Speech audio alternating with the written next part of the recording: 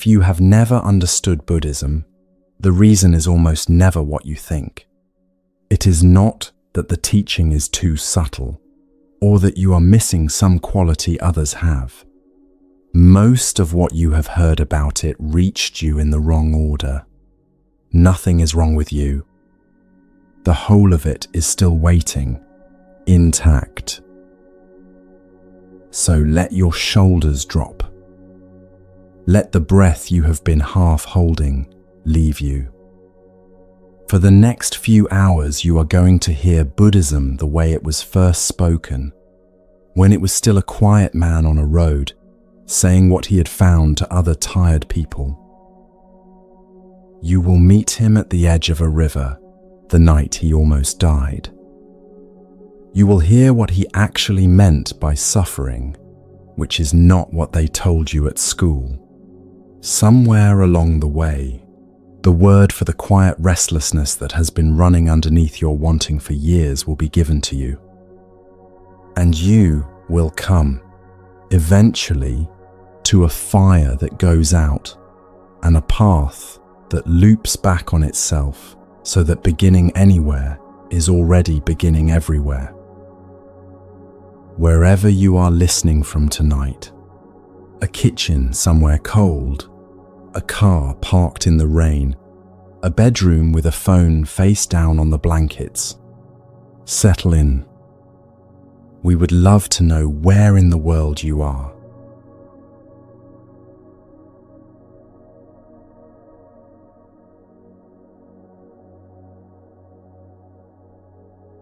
Wherever you are, notice the small weight of the day you have been carrying, the hour that would not end, the message you have been refreshing, the thought you have been pacing around for days without managing to set down, the conversation you keep having in your head with someone who is not in the room. Your body probably already knows the weight we are talking about.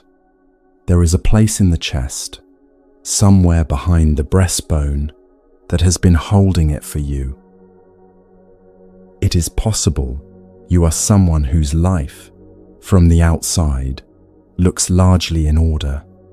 The bills are mostly paid. The relationships are mostly fine. The career, the apartment, the friendships. Each of them has a shape you could show to a stranger without apology. And yet there is a place inside you that none of that touches. A room in the house nobody has been in for a while. A corner of the heart that does not get warm no matter how many good things happen in the other corners. It is the place the dinners with friends do not reach, and the morning runs do not reach, and the good book, and the good wine, and the good weekend do not reach either.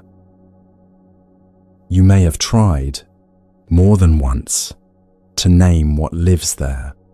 You may have called it burnout, or midlife, or a rough patch, or a phase, or the effect of not sleeping enough.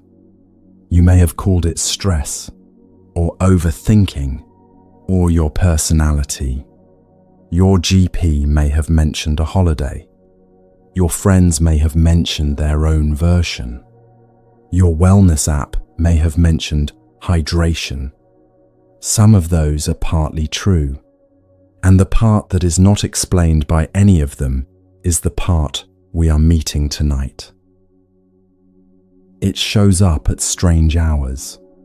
3 a.m, most often. The house quiet. The fridge making the low sound it makes when no one is listening. Your body too tired to keep pretending. Something in you that has been walking all day finally sits down. And you feel it. A weight that is not about any one thing. Not the argument. Not the deadline. Not the message you wish you had sent differently. Something underneath all of that. A low, steady hum. It is a frequency the rest of the day has been drowning out, and at 3 a.m, the day has finally gone quiet enough to hear it.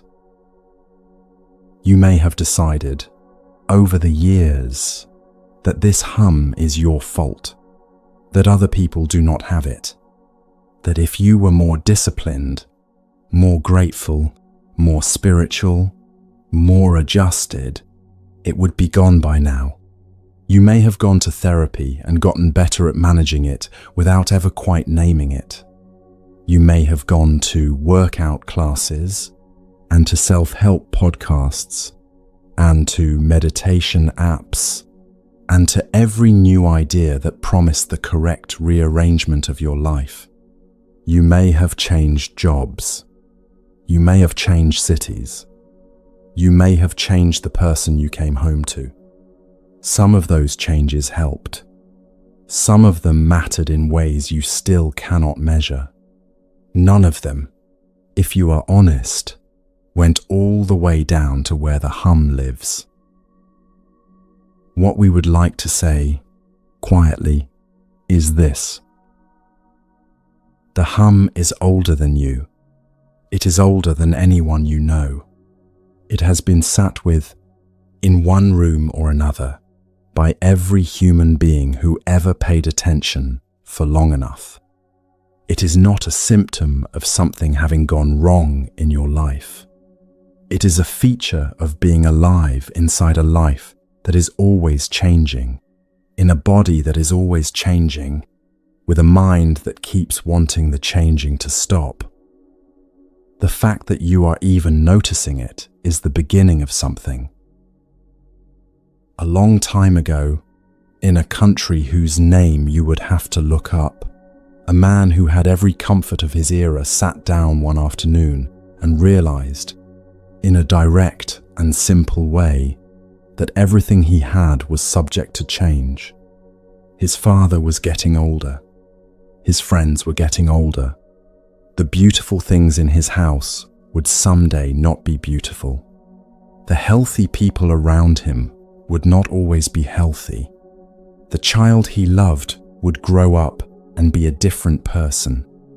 And he himself, the one sitting there noticing, was also subject to all of it. This recognition did not come to him as a philosophical proposition. It came the way it is coming to you tonight, as a quiet, inescapable feeling that something in the structure of the ordinary life he had been leading did not quite hold together. He could have done what most of us do when this feeling arrives. He could have distracted himself. He could have doubled down on the comforts. He could have thrown a party. He could have called a friend or gone out or busied himself until the feeling passed. He could have told himself he was being morbid. He did none of those things. He sat with it. And the sitting with it, alone in the middle of a life that looked beautiful from every angle, was the first moment of something that would eventually be called a path. There is a line in one of the oldest Buddhist poems, a poem that gathered together the sayings of that man and the people who walked with him, that reads, in the plainest English, "Long is the night to the sleepless. Long is the road to the weary. Long is the cycle of confusion for those who do not yet know what they are looking for." Read it again, slowly, because it is for you. You do not have to have memorized anything to receive those lines. You have lived them. You have been awake at 3 a.m. You have walked roads that would not end. You have looked for something you could not name and could not stop looking for. That poem is one of the first places this tradition tries to meet you. It meets you by saying, first, that the ache is accurate.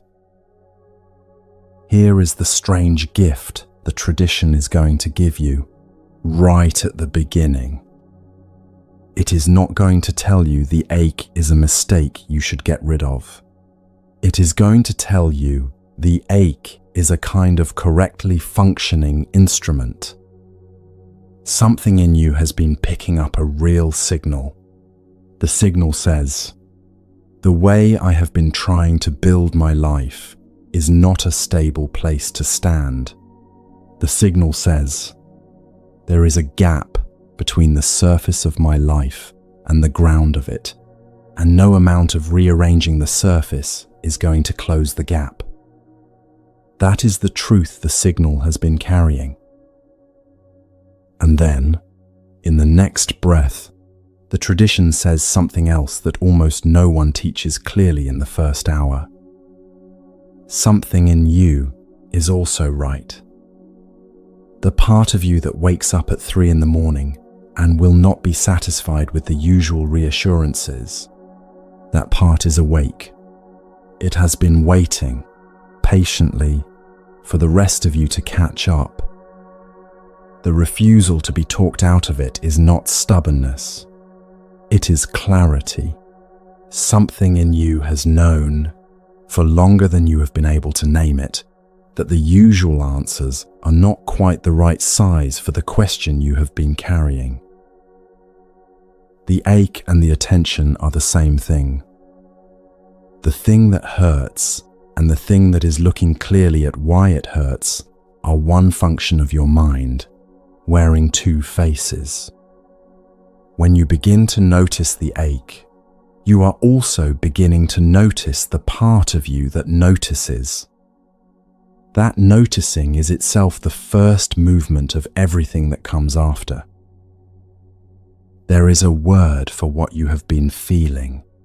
It is an ordinary word, describing an ordinary experience, which happens to have been looked at more carefully by this tradition than by almost anyone else in human history.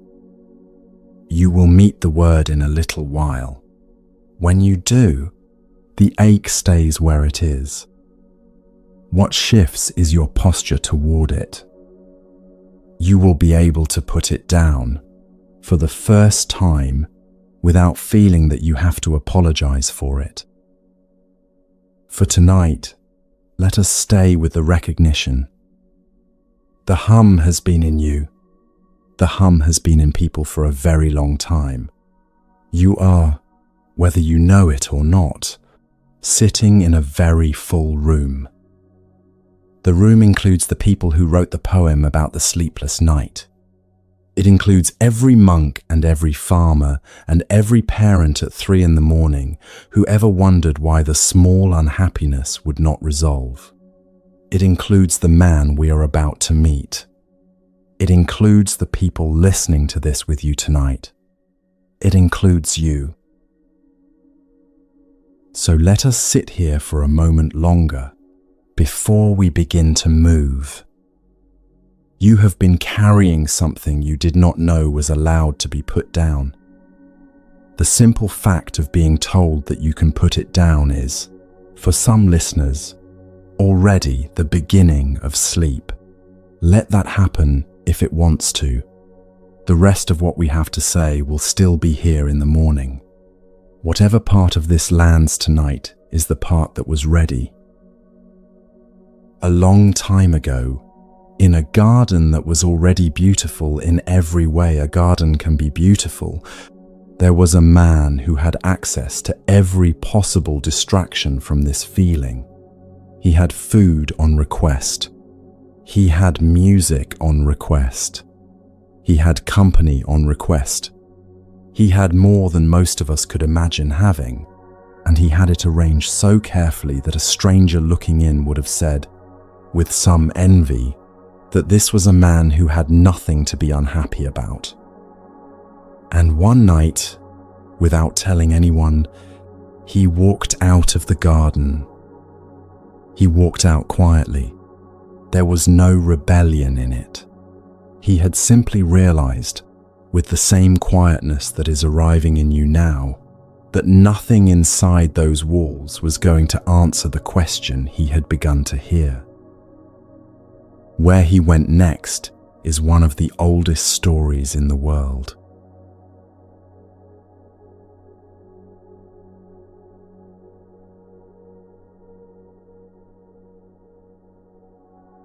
The road outside the garden was made of dust. His feet had never touched dust before. The sandals he had been given were thin, and the heat of the ground came through them, and the small stones came through them, and the first night out in the open his body did not know how to sleep. In the garden there had been cool sheets, and the small sound of water in the courtyard, and a servant at the door.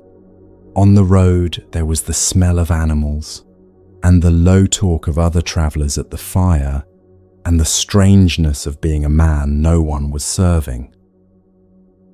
He was hungry in a way he had never been hungry.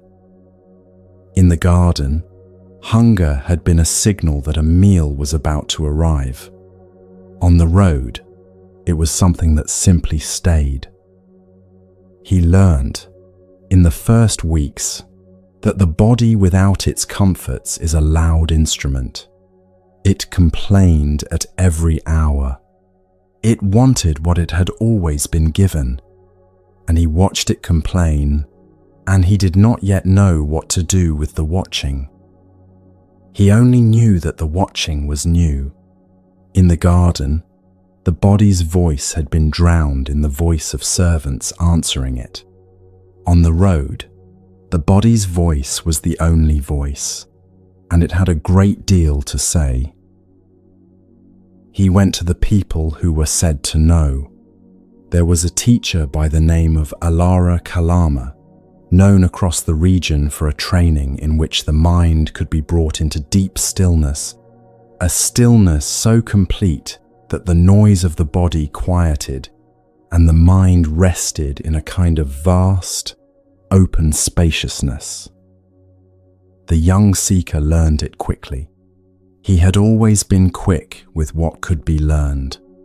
Alara Kalama, seeing this, said that he had reached what there was to reach and invited him to stay and teach alongside him. He did not stay. The stillness had been real. It had been, for stretches of hours, the most peaceful thing he had ever felt. And then the hours had ended, and he had stood up, and the old weight had been waiting for him where he had left it. The stillness had not reached the place the weight lived. It had given him a rest from noticing the weight without changing anything underneath. He bowed to the teacher. He thanked him. He walked on. He found a second teacher, Uddaka Ramaputta, who offered a training that went further still, into a stillness so refined that the sense of self nearly dissolved, into a territory that felt, while he was in it, like the edge of the answer he had been looking for. He learned that one too. Uddaka Ramaputta, seeing this, offered him the same invitation. He did not stay there either, because when he came out of the stillness, the weight was still in the place it had always been. It had grown patient. It had learned to wait for him. He understood something, standing in the road after leaving the second teacher. The most refined states of mind anyone in his part of the world knew how to reach were not going to close the gap he was trying to close. There was something in him that even the deepest absorption could not reach, because the absorption was still a technique, and techniques are things the self performs, and the thing he was looking for was underneath the self that was performing them. If refinement would not do it, perhaps force would. He went into the forests where the men who had given up everything lived. He joined them. He ate less, and then almost nothing. He sat motionless for longer stretches than a body is meant to sit motionless. He held his breath for as long as breath could be held. He slept on thorns. He did, for 6 years, Every extreme thing the ascetic traditions of that place had discovered that a human body could survive. He grew so thin that when he reached to touch his stomach, his hand found his backbone. His hair fell out in patches. His skin turned dark, and then grey, and then the colour of old bark. The men he sat with began to watch him with a kind of reverence, because they had never seen anyone go this far. He became, among them, a sort of legend.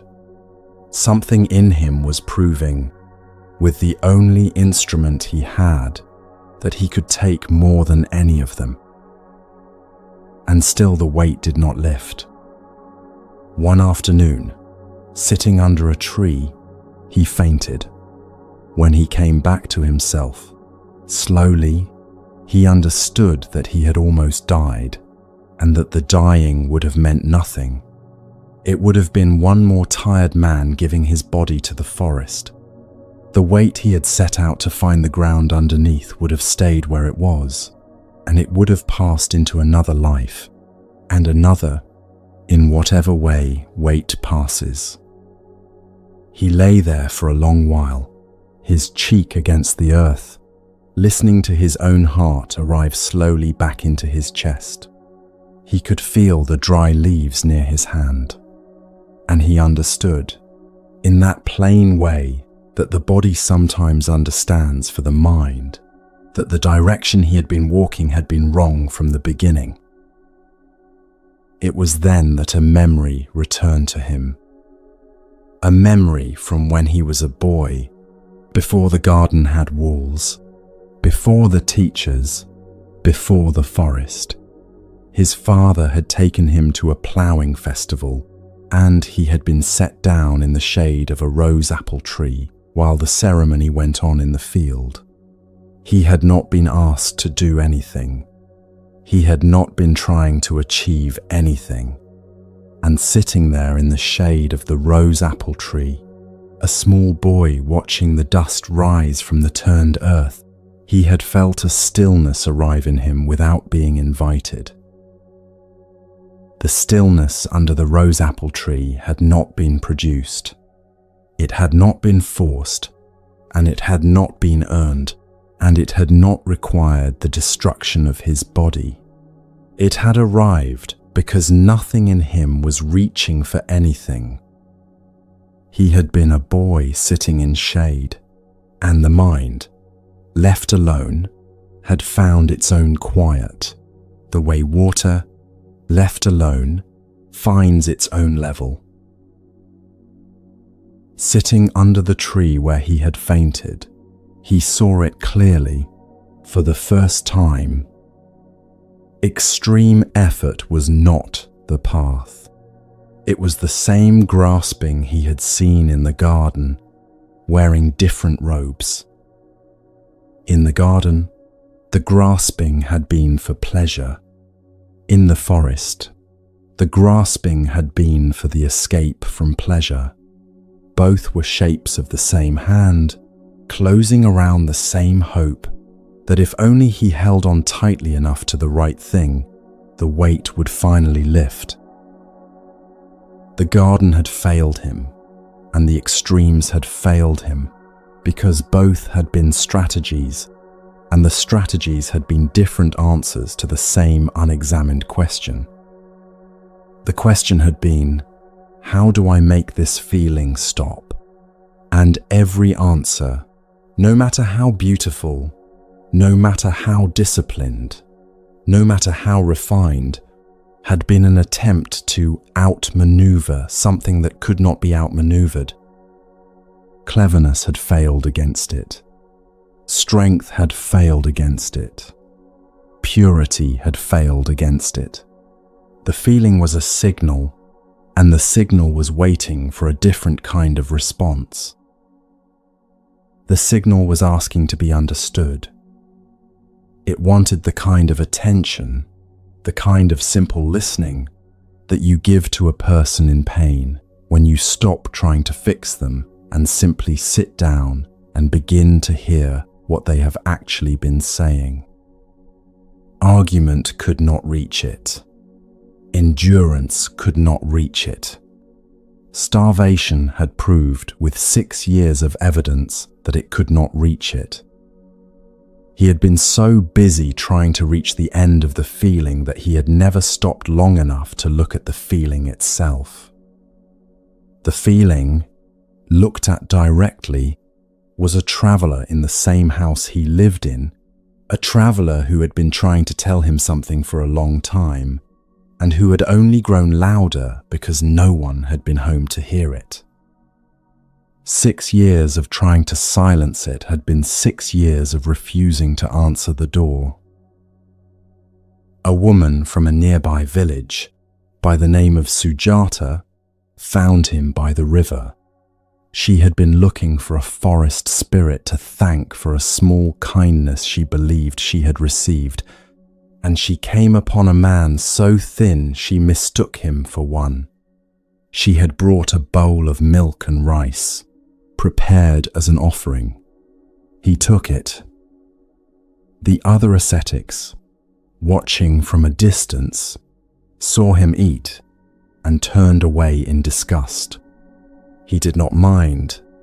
Something in him had already stopped needing their approval, because their approval had been another form of the grasping he was learning to see. The milk and the rice went into him, and slowly, over days, his body began to return. The strength came back into his legs. The color came back into his face. The other men, seeing this, decided he had given up. They left him.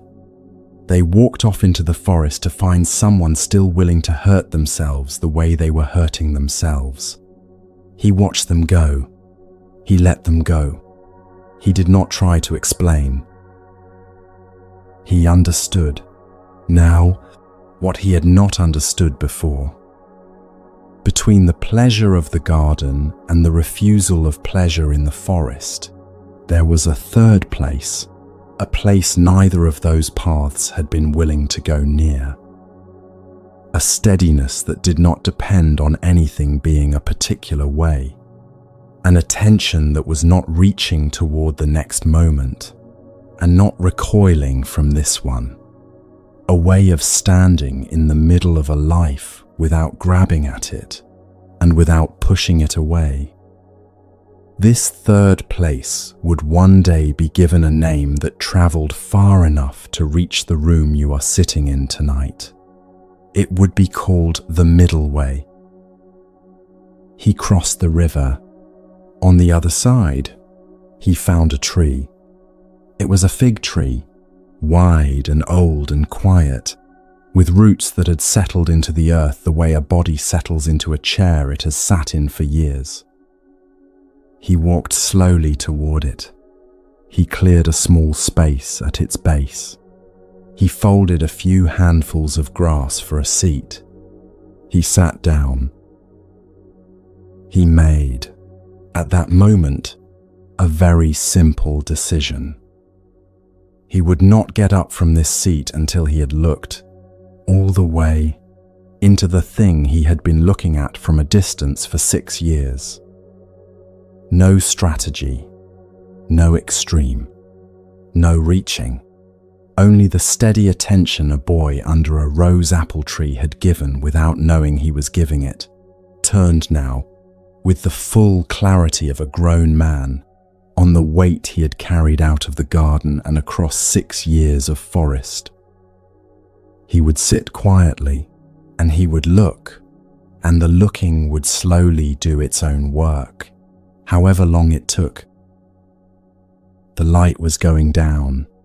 The sky over the river turned the color of beaten copper. A village nearby was lighting its small evening fires. He sat, and the light moved across the earth in front of him, and he did not move with it. Whatever he was about to see that night would, in the months and years after, be named. It would be given a shape you could carry, a shape you could hand to another person, a shape that could cross oceans. But the naming had not happened yet. For now, there was only a man under a tree, and the weight he had come to see, and the last of the daylight settling onto both of them.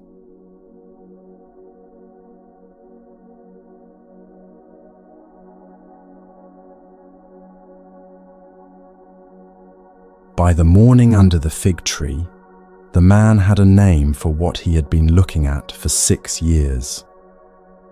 The name would travel.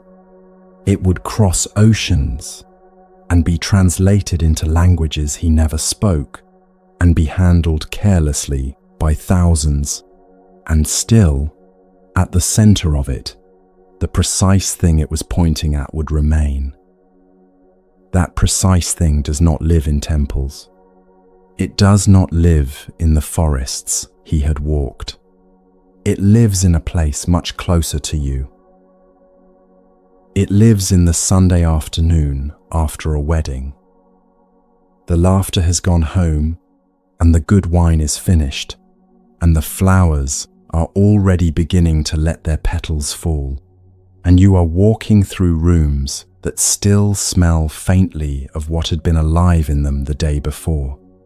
It lives in the last hour of a holiday you have been looking forward to for months. The bag already half packed, the plane ticket already printed, something in you already crossing back to the life you came from. It lives in the flat quiet that arrives 3 days after the promotion, once the congratulations have stopped, and you are left with the same mind in a slightly better chair. You know the texture. You have met it all your life, and most of the time, you have not had a word for it. Grief is sharper and more specific and knows what it has lost. Sadness is a weather the whole sky shares. What you are meeting in the Sunday quiet is smaller and stranger and nearer than either. A second knowing inside the first. Even as you were holding the good thing, something in you was already registering the small quiver of its changing, and that quiver, noticed or not, was the weight you carried into the evening. The name he gave it, in the language he spoke, does not translate cleanly. It is usually rendered as suffering, which is too loud, or as pain, which is too narrow. The word he used points at something quieter, more pervasive, and more honest than either. A steady, low-grade unsatisfactoriness. The quality conditioned experience has of never quite being able to hold its own weight. We will use the English word unsatisfactoriness from here because the original has been said and missaid so many times that the shape of it has started to wobble. The teaching he gave about this unsatisfactoriness was precise. It came in 3 layers, and each layer is recognizable in your own week. The first layer is the one you already know as suffering. The headache that will not lift, the loss that leaves the house too quiet, the news on the screen that takes something out of your chest before you have decided what to think about it, the body that hurts in a specific place, the mind that grieves in a specific place. This is the plain, honest pain of being in a body in a changing world, and the tradition does not pretend it is not real. It is the first and most obvious edge of the unsatisfactoriness. Were the teaching to stop here, it would be news to no one. The second layer is less obvious and more interesting and more useful.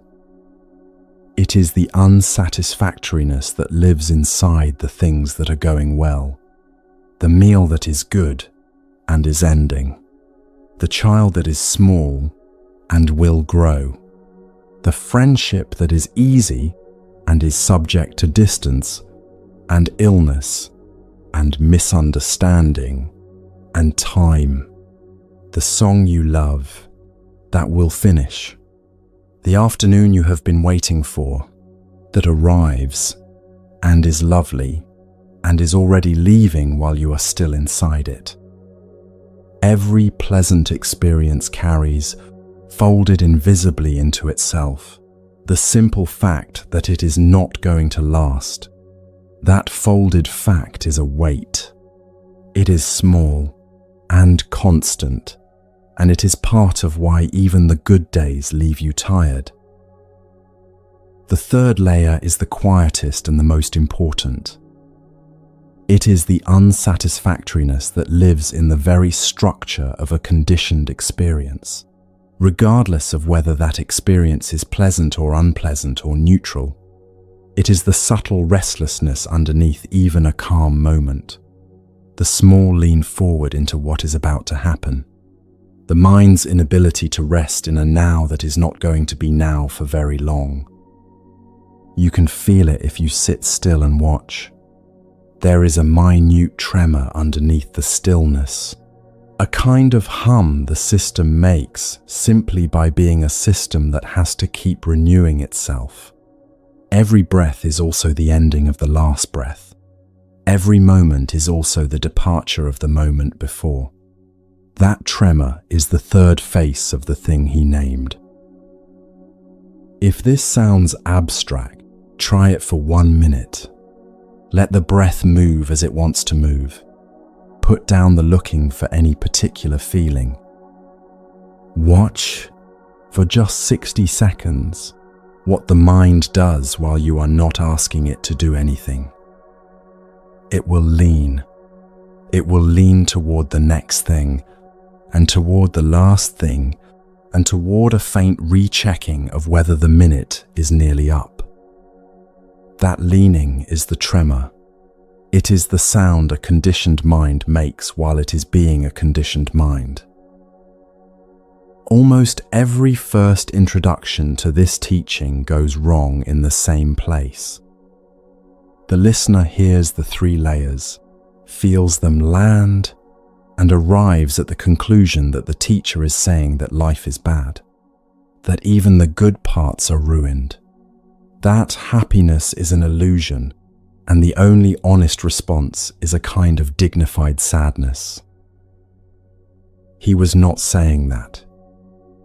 He was being precise in a way that almost no one is ever precise. Joy is joy when it arises. Love is worth having. An ordinary Tuesday has its own light. The precision was about a smaller and more useful thing.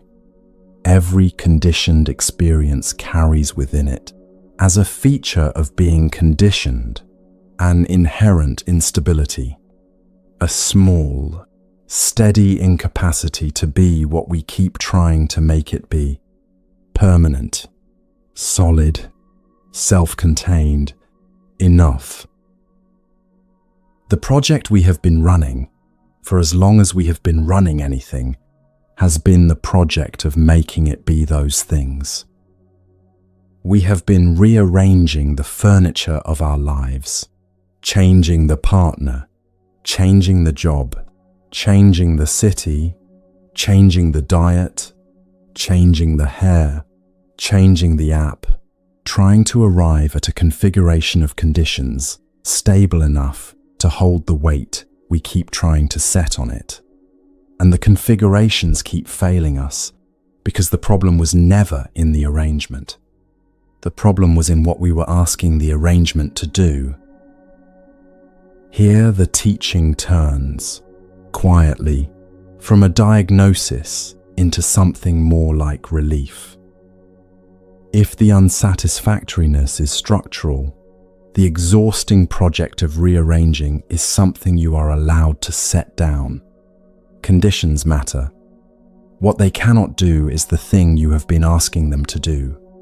You can still change the job. You can still leave the wrong relationship. You can still move to the better city. The tradition is not asking you to become passive.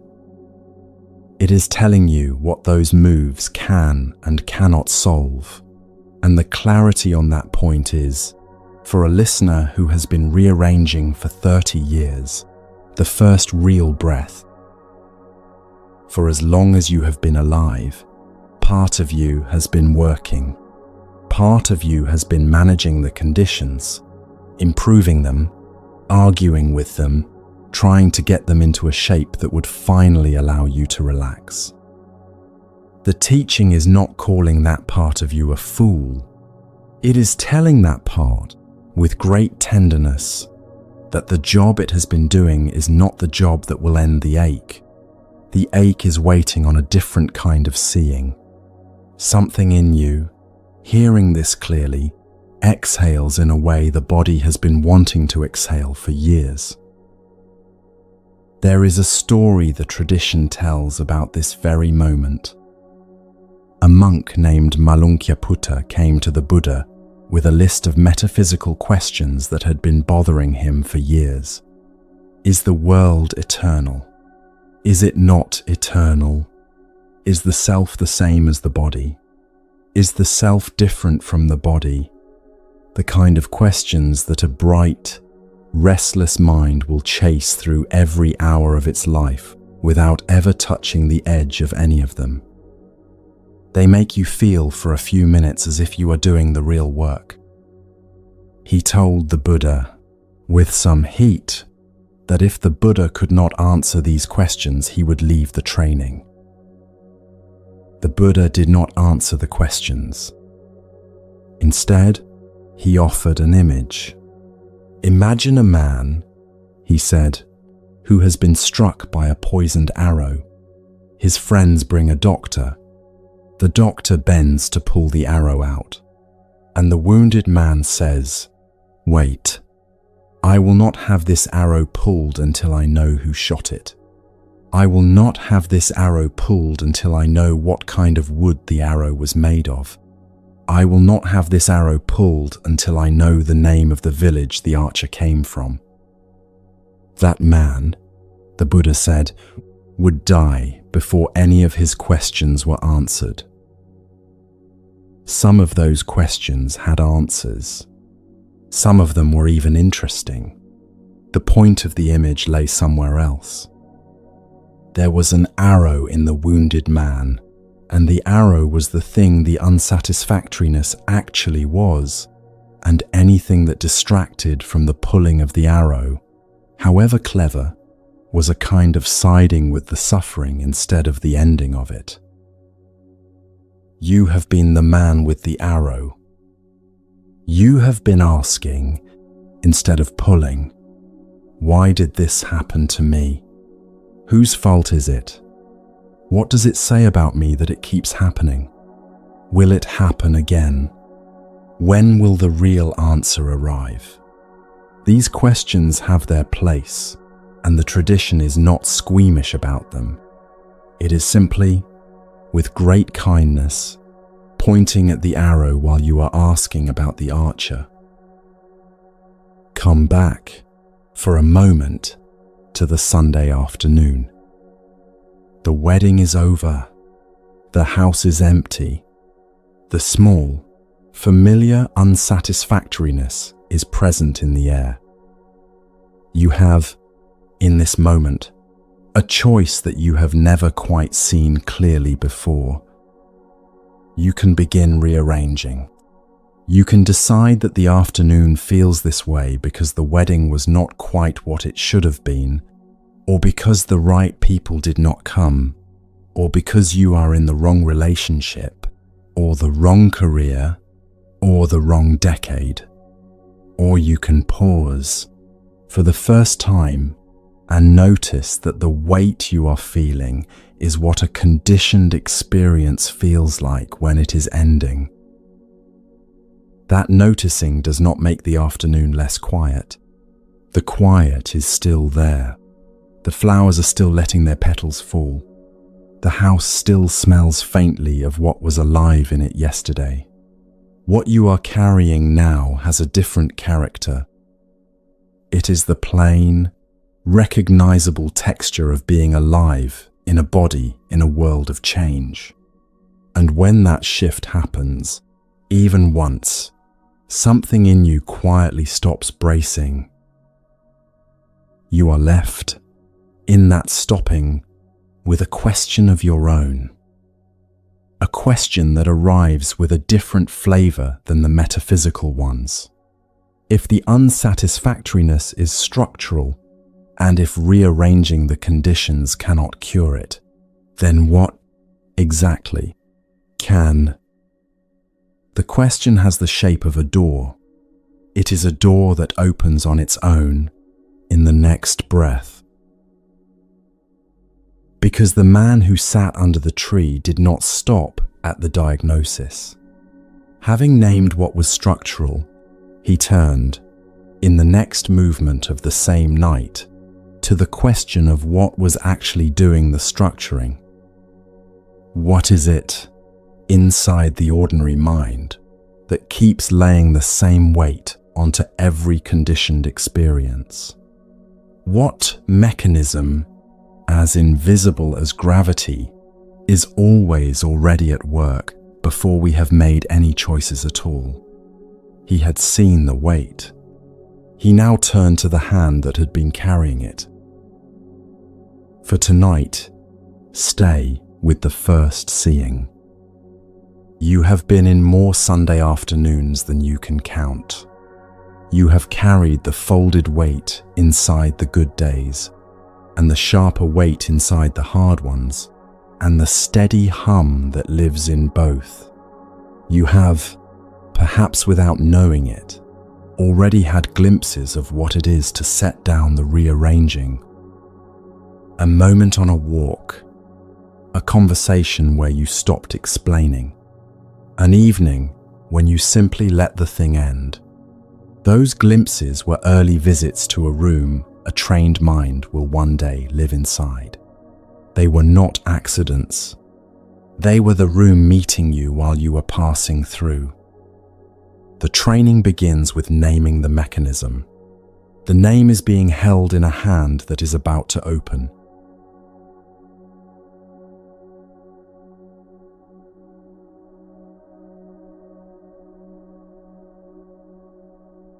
The hand opens. The name inside the hand is a word you already know before he offers it, because you have felt it in your own body 1,000 times. In the language he spoke, it is tanha. In English, it is thirst. Thirst Not is a quality of the mind. The small, continuous reaching that runs under a life like an underground stream, shaping everything on the surface without ever quite coming into view. You have been inside it for every hour you can remember, and you have not been taught how to see it. It is simpler than the mind wants it to be. Thirst is the small forward lean, the reaching for the next sip even while the sip you are holding is still inside your mouth. The eye that has already moved on from the face it is looking at, checking for the next face. The breath that has already started composing the next sentence while a friend is still speaking. The half second between the end of a song and the thought, what next? The Buddha, looking at the mechanism that night, saw that it moves in 3 directions, and that most human suffering lives inside one of the 3. The 3 are not separate people inside you. They are 3 expressions of the same underlying motion, meeting 3 different kinds of moment. The first direction is the simplest. It is the thirst for what feels pleasant. The second piece of chocolate, after you have already decided you do not need another. The scroll that continues past the thing you were actually looking for. The third glass of wine that turns a good evening into a slightly less good one. the half hour you spend imagining the weekend when you are supposed to be working. It is not that any of these things is bad. It is that the reaching for them is itself a kind of tiredness, and the reaching does not stop when the thing arrives. The reaching moves on to the next thing almost before the current one has been tasted.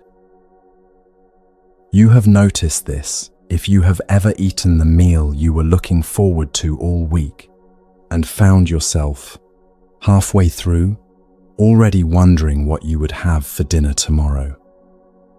The meal was not broken. Nothing was wrong with it. The mind simply could not stay with the taste of what was in your mouth, because the mind had already moved, quietly, to the next possible pleasure.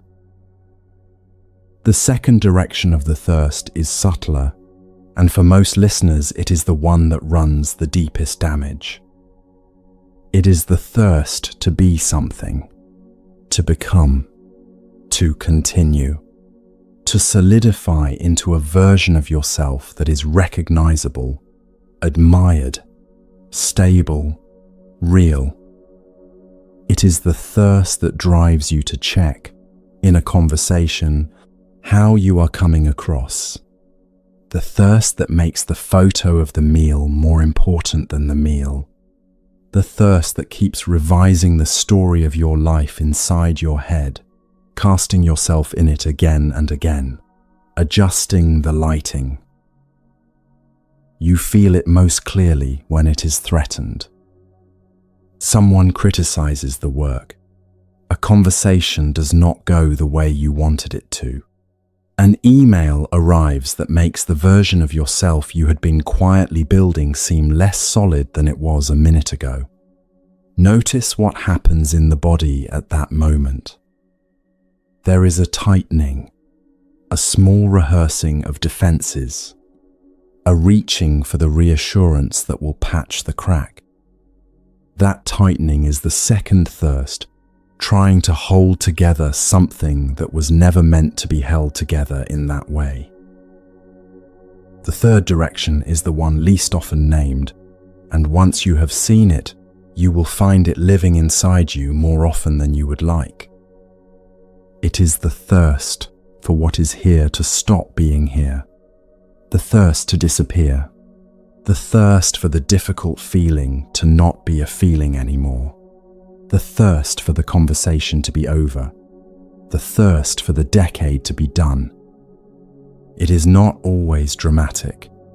Much of the time it wears the face of impatience, the traffic that should not be happening, the queue that should be moving, the feeling in the chest that should not be in the chest. When the Buddha first taught, in a grove of deer near Varanasi, he called these three motions the cause of the ache. Not the pain itself, not the circumstances, the small, constant reaching that the mind keeps doing underneath every circumstance, reaching toward the pleasant, reaching toward a version of self to hold on to, reaching away from what is presently here. Three motions, in three directions, all of them a quiet form of the same thing. Not long after that first teaching, he walked to a hillside outside the town of Gaya, and he spoke to 1,000 fire-tending ascetics who had just left their fires behind to follow him. He did not tell them they had been foolish. He told them something stranger. He said, "Everything is burning. The eye is burning. The ear is burning. The mind is burning. The thoughts that arise in the mind are burning. Burning with what? With the fire of craving, with the fire of aversion, with the fire of not seeing clearly." The image was precise, and, for his listeners, who had spent their lives building and tending literal fires as a spiritual practice, the image cut straight through. the fires they had been feeding all those years were already, always, burning inside them. You do not have to have tended a fire in the forest for this to apply to you. Sit for 1 minute in a waiting room. Watch the mind. It is burning. It is burning at a low, steady temperature that you have grown so used to that you mistake it for the weather of being alive. A small heat of wanting. A small heat of not wanting. A small heat of watching the clock. The burning is not dramatic. It is ordinary. It is what keeps you tired at the end of a day on which, if someone asked you, nothing much happened. Now place this diagnosis against the life you have actually been living. You have been trying to end the ache by getting the relationship, and the job, and the house, and the body, and the feeling of being approved of, and the feeling of being safe. The getting has worked, sometimes, for a little while. The relationship arrives, and there are 3 weeks in which the getting seems to have done its job. The promotion arrives, and there are 3 days. The good meal ends, and there are 3 bites. Something you may have spent a long time pretending not to notice is that the period of having it is always shorter than the period of having wanted it. That is not a flaw in you. That is the mechanism showing you what it is. Every arrival contains, already folded into it, the seed of the next reaching. The mind that was reaching for this is the same mind that, the moment this is secured, begins reaching for the next thing. The reaching is not a response to the absence. The reaching is the habit of the mind. The absence is the story the mind tells itself to justify the reaching it was going to do anyway.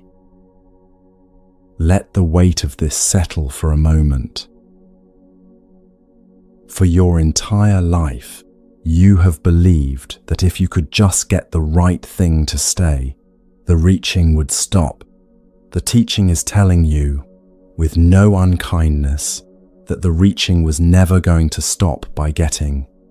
The reaching is what the mind does. The mind does it the way the heart beats and the lungs breathe, as a constant background activity, and the only way it ever truly quiets is when the mind itself is trained to notice what it is doing. There is a passage in the old texts that describes what it is like to finally see this clearly. The mind, it is said, is like a monkey moving through a forest.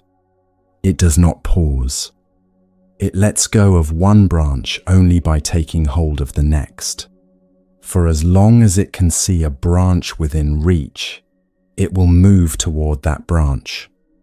It cannot be still, not because stillness is forbidden, but because the habit of reaching is so deep that the monkey does not know how to do anything else. You have been the monkey for as long as you have been alive. You have moved from branch to branch so continuously that you have never quite stopped long enough to notice the reaching itself. You have noticed the branches. You have noticed which ones held and which ones broke. You have not noticed the hand that keeps reaching. The noticing, when it finally arrives, is not a punishment. The noticing is the first moment of freedom this teaching offers.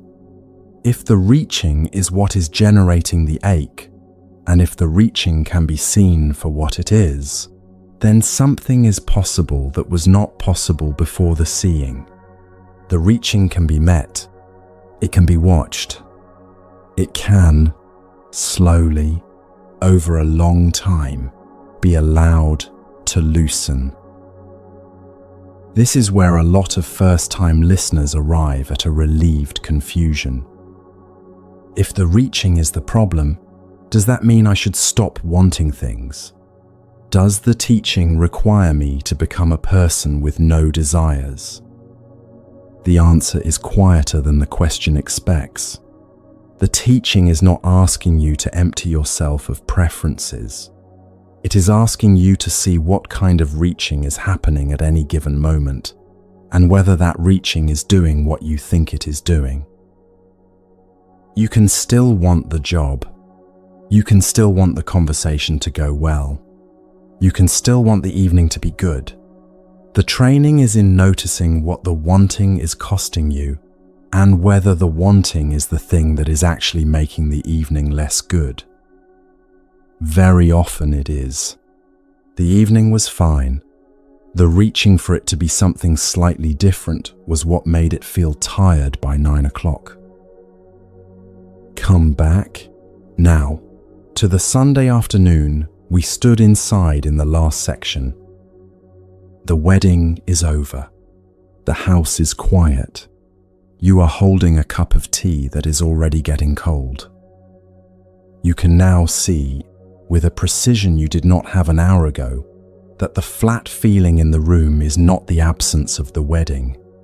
The flat feeling is the mind reaching for the wedding to still be happening, or reaching for the next thing it can look forward to, or reaching, very quietly, for this afternoon to already be over. The afternoon was never the problem. The afternoon is an afternoon. There is a particular light coming through the window. There are petals on the floor. There is a cup of tea that is cooling. There is the particular quality of silence a room has when it has been full and is now empty. There is your own breathing, which is going to continue whether or not you pay attention to it. When the reaching softens, even a little, what is left is an ordinary Sunday afternoon, which turns out to be a completely livable thing. This is the quiet good news inside the teaching about thirst. The ache has been generated by something. The something is not outside you. The something is not the circumstances. The something is a motion of mind that has been running you for a long time, and a motion of mind is the kind of thing that can be trained. Slowly, gently, over years, if needed. The training is the whole of the rest of the path. Before we walk further, there is one more distinction to draw. Because if you hear what has been said so far and take it at face value, you might conclude that every unpleasant feeling in your life is your fault for reaching. That is not what is being said.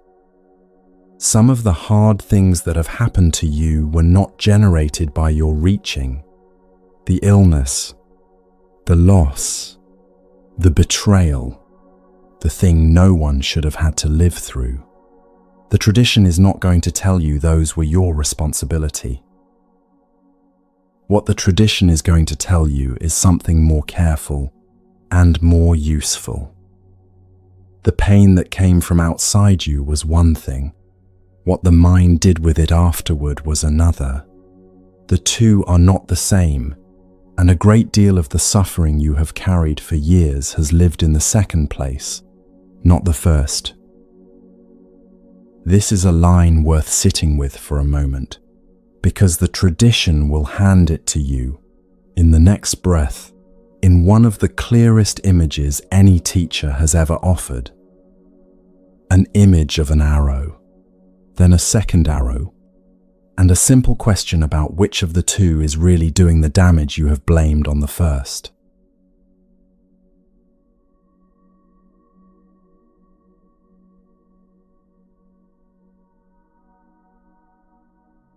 The arrow arrives. In the tradition, this image comes in its own short, austere text, no longer than a page, and the precision of it has kept teachers returning to it for 2,500 years.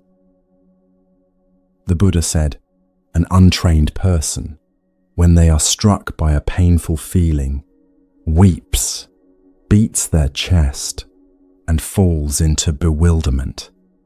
They experience two pains. First, the pain of the feeling itself, and then a second pain, which is the pain of their resistance to the first pain.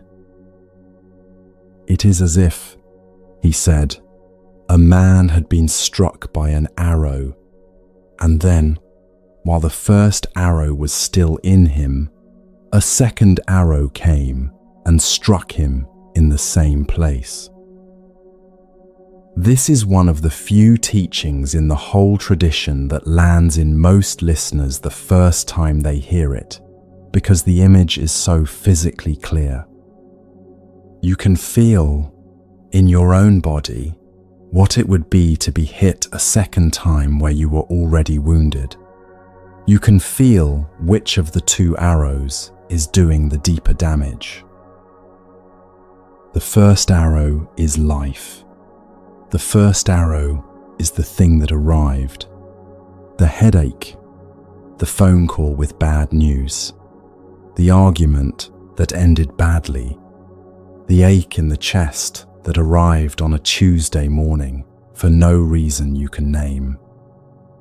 The first arrow lands, and something in the body registers it, and it hurts. This part of the pain is not negotiable. The tradition will not try to tell you that the first arrow is an illusion. The second arrow is what the mind does with the first one. The second arrow is the phrase that arrives after the sensation. Why is this happening to me? I cannot take this. This is never going to stop. It is always going to be like this. I must have done something to deserve this. Other people do not have to deal with this. The second arrow is the whole cloud of thought that begins to gather around the first pain, sometimes within seconds of the first pain arriving, sometimes so fast you do not notice the first one as a thing separate from the second. And yet they are entirely separate. The first arrow is a sensation. The second arrow is a story. The first arrow is what is actually happening in this moment. The second arrow is what the mind is building on top of it. The first arrow lasts as long as the sensation lasts, which is often far shorter than you would think. The second arrow can last for decades. Look at your own week. You had a difficult conversation on Monday. The actual conversation was 12 minutes long. The difficulty, as you lived it in your body, was acute for about those 12 minutes. Now count the hours you have spent since Monday, replaying the conversation, wording your response differently in your head, wondering what they meant by the sentence at minute 9, deciding how you will behave when you next see them, deciding whether you will say something, deciding you will not, deciding you will. Those hours are the second arrow. The 12 minutes were real. Life produced those. The 30 hours that followed were produced by the mind. They are not less painful for being mind-produced. In fact, they are usually more painful because they continue after the circumstance has ended, and they shape the nervous system, and they arrive again the next time anything even slightly similar happens. This is not the same as saying the 30 hours were your fault. The mind does what it learned to do a long time ago, usually before you had any say in the matter. Someone raised you. Someone was not always patient when they raised you. Someone taught you, by example, that when the first arrow lands, you should tense and rehearse and solve and fortify. The second arrow habit is a survival response that served you somewhere, probably before you were old enough to understand it. It is not a moral failure. It is a pattern. Patterns can be seen, and what can be seen can begin to loosen. That, all by itself, is already worth much of the rest of this training. Sit with a simple example. You wake up with a headache. That is the first arrow. Within a few seconds, almost without your choosing it, the second arrow begins to arrive. This is going to ruin the day. I cannot do the meeting like this. Why do I keep getting these? I must be dehydrated. I must be stressed. I must be dying.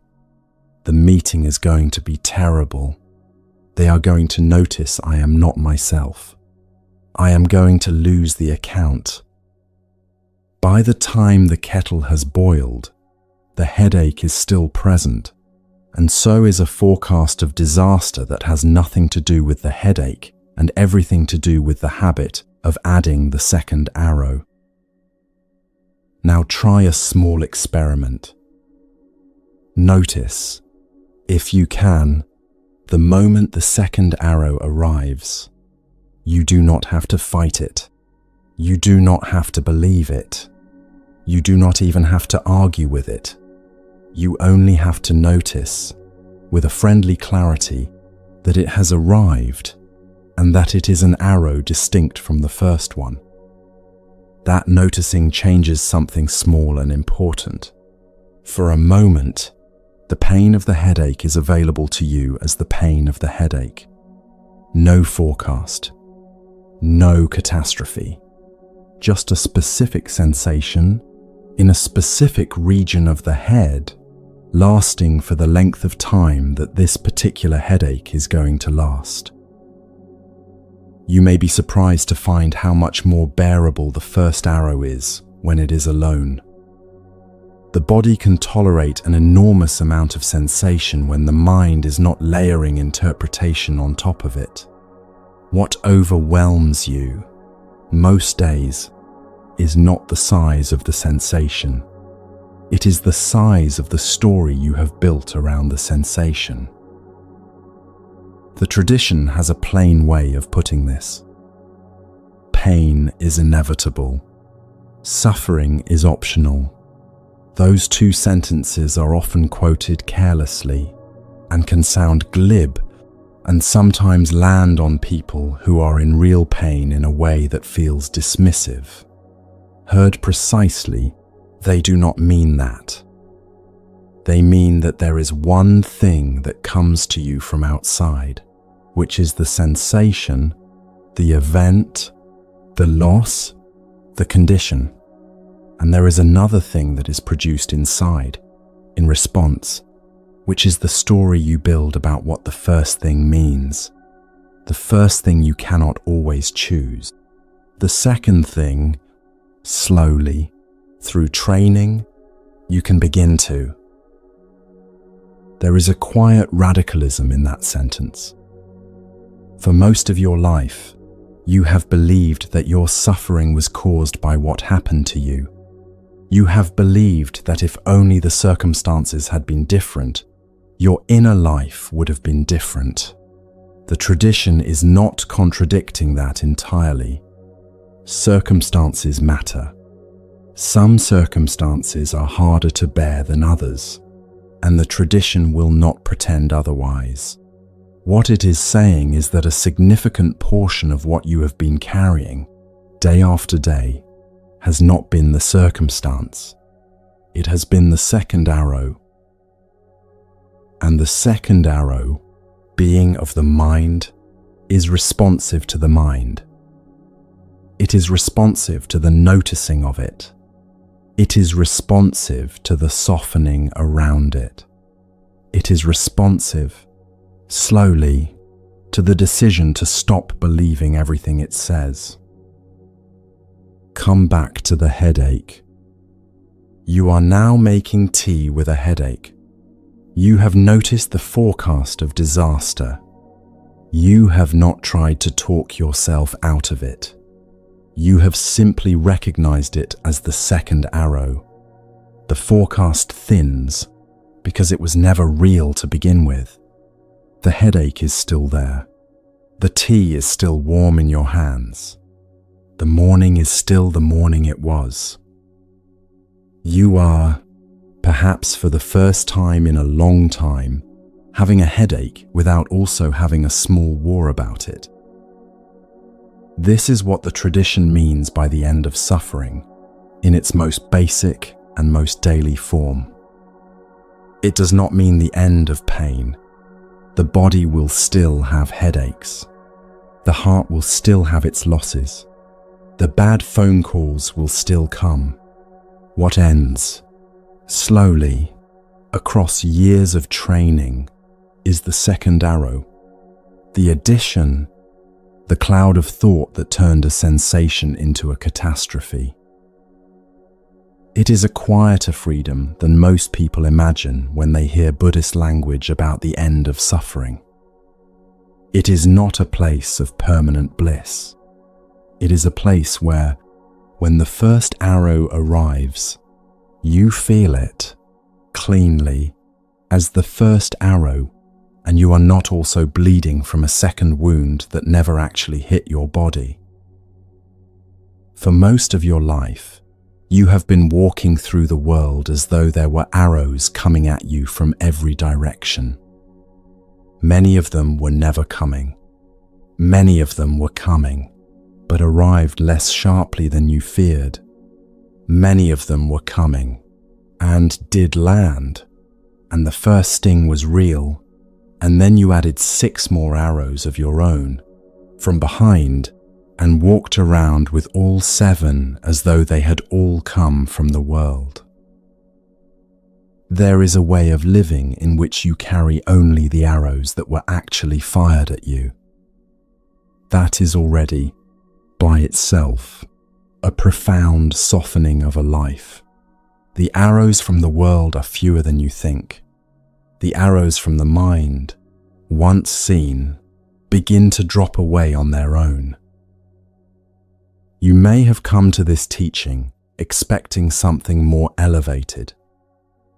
Something about awakening, or the bright, clear space of mind, or some condition of pure presence that the accomplished ones live inside. Those things exist in the tradition, and they will have their place. What the Buddha offered first, and what the tradition has always returned to first, is this astonishingly ordinary instruction. When life fires its arrow, feel the arrow. Do not shoot yourself with a second one. That instruction, held for one day, changes the texture of the day. Held for a week, changes the texture of the week. Held for a decade, changes a life. The training is nothing more elaborate and nothing less profound than learning to notice when the second arrow is leaving your own hand. In the next breath, the tradition will take you further than this. It will show you that even the end of the second arrow is not the last freedom. There is a further freedom, the one the Buddha described as peace, as coolness, as release. It has a name that has traveled almost as widely as the first one, and it has been misunderstood even more thoroughly. It is called Nirvana, and almost everything you have been told about it is a little bit off.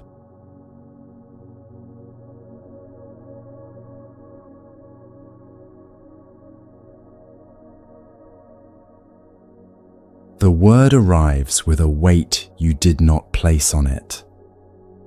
It has been in films, and on the covers of albums, and on the walls of therapy rooms, and in the advertising for vacation packages that promise it by the weekend.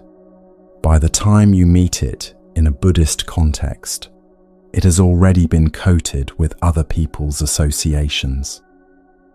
Paradise, a heaven for the enlightened, a state of permanent happiness unrelated to anything happening in your actual day.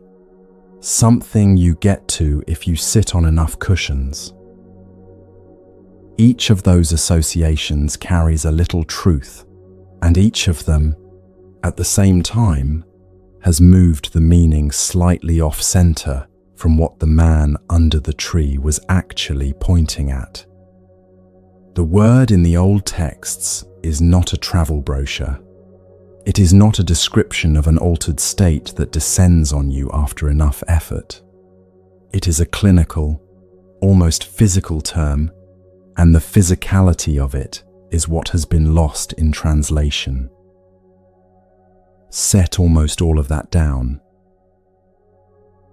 Not because those associations are cruel, but because they have quietly obscured the teaching that was there from the beginning, which is far quieter, far more immediate, and far more available to you on a Thursday afternoon than anything the word has been made to mean. Nirvana, in the language he spoke, is a word about fire. Specifically, it is the word for what a fire does when it goes out. The cooling, the settling of what was burning into what is no longer burning. If you have ever sat by a fireplace and watched the last red of the embers soften to grey, you have watched something of the image the word was built on.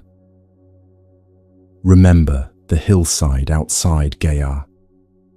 Remember the fire-tending ascetics who had been told that everything was burning. The fires of craving. The fires of aversion. The fires of not seeing clearly. Those fires were the reaching, the pushing away, and the habitual misreading of the mind. Nirvana is the name for what happens when those fires are no longer being fed. It is not a place. It is not a destination. It is not the name of a better life you go to once you have earned enough meditation points. It is the name of a quality that appears in the mind when the mind stops doing three things it has been doing for as long as you can remember. Stop reaching. Stop pushing away. Stop misreading what is in front of you. When those three motions soften, even for a moment, what is present in their absence is what the tradition has been pointing at with the word nirvana for 2,500 years. You may have glimpsed it already. You did not know to call it anything. It was a walk at dusk, maybe when the light was doing something particular over the roofs, and for a moment there was no reaching for the evening to be different, and no pushing away of anything, and no small commentary running underneath. There was just the light, and the cold air, and the walking. That moment was not magic. That moment was a temporary cooling of the three fires that have been running your system since before you had a name. Or it was the afternoon you sat with a grief you expected to drown in, and found, to your surprise, that it moved through you and out the other side without your having to do anything clever. Or it was the hour after a long piece of work was finished, and you were too tired to reach for the next thing, and the room had an unfamiliar quiet in it that was not boredom, not emptiness, not relief. Something else. Something ordinary and almost bashful, as if the mind had temporarily forgotten its usual job. The tradition holds that the cooling can be deepened, The tradition holds that what arrives briefly in that moment on the walk can, with long and careful training, arrive more often, stay longer, and finally settle as the ordinary background of a life. That deeper settling is what the texts are pointing at when they use the word nirvana in its fullest sense. There is a short collection of passages in the oldest layer of the texts in which the Buddha tries to describe this condition to his students. He is careful in the way he does it. He knows that any positive description will become a thing to grasp after, and that any negative description will sound like a denial of life. So he speaks around the edges of the thing. He uses a technique that will feel strange to a modern ear used to clear definitions. He describes the condition by listing what it is not, and then listing the few things it is comparable to, and then falling into silence. Any of his listeners who were still trying to turn the silence into a clear picture were, he knew, missing the point. The silence was part of the teaching. There is, he says, an unborn, an unmade, an uncompounded. If there were not an unborn, there would be no escape from the born. Because there is an unborn, an escape is known. The sentences are strange at first reading. They do not describe. They point.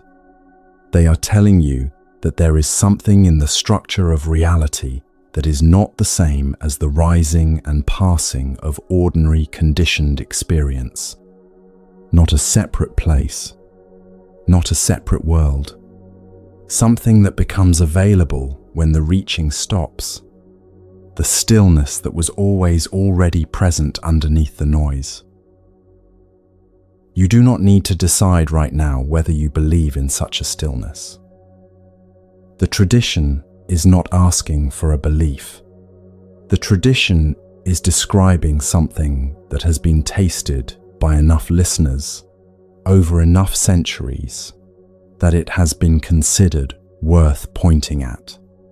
Your test of it will come, if it comes, in your own experience, on a walk, or in a meditation, or in a moment when the house is quiet and you have, for no discernible reason, stopped reaching.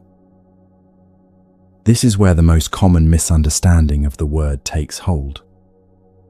A listener hears nirvana, pictures a state of blissful oblivion, and concludes that the goal of Buddhist practice is to check out of life, to become numb, to stop caring, to reach a condition in which nothing moves you anymore.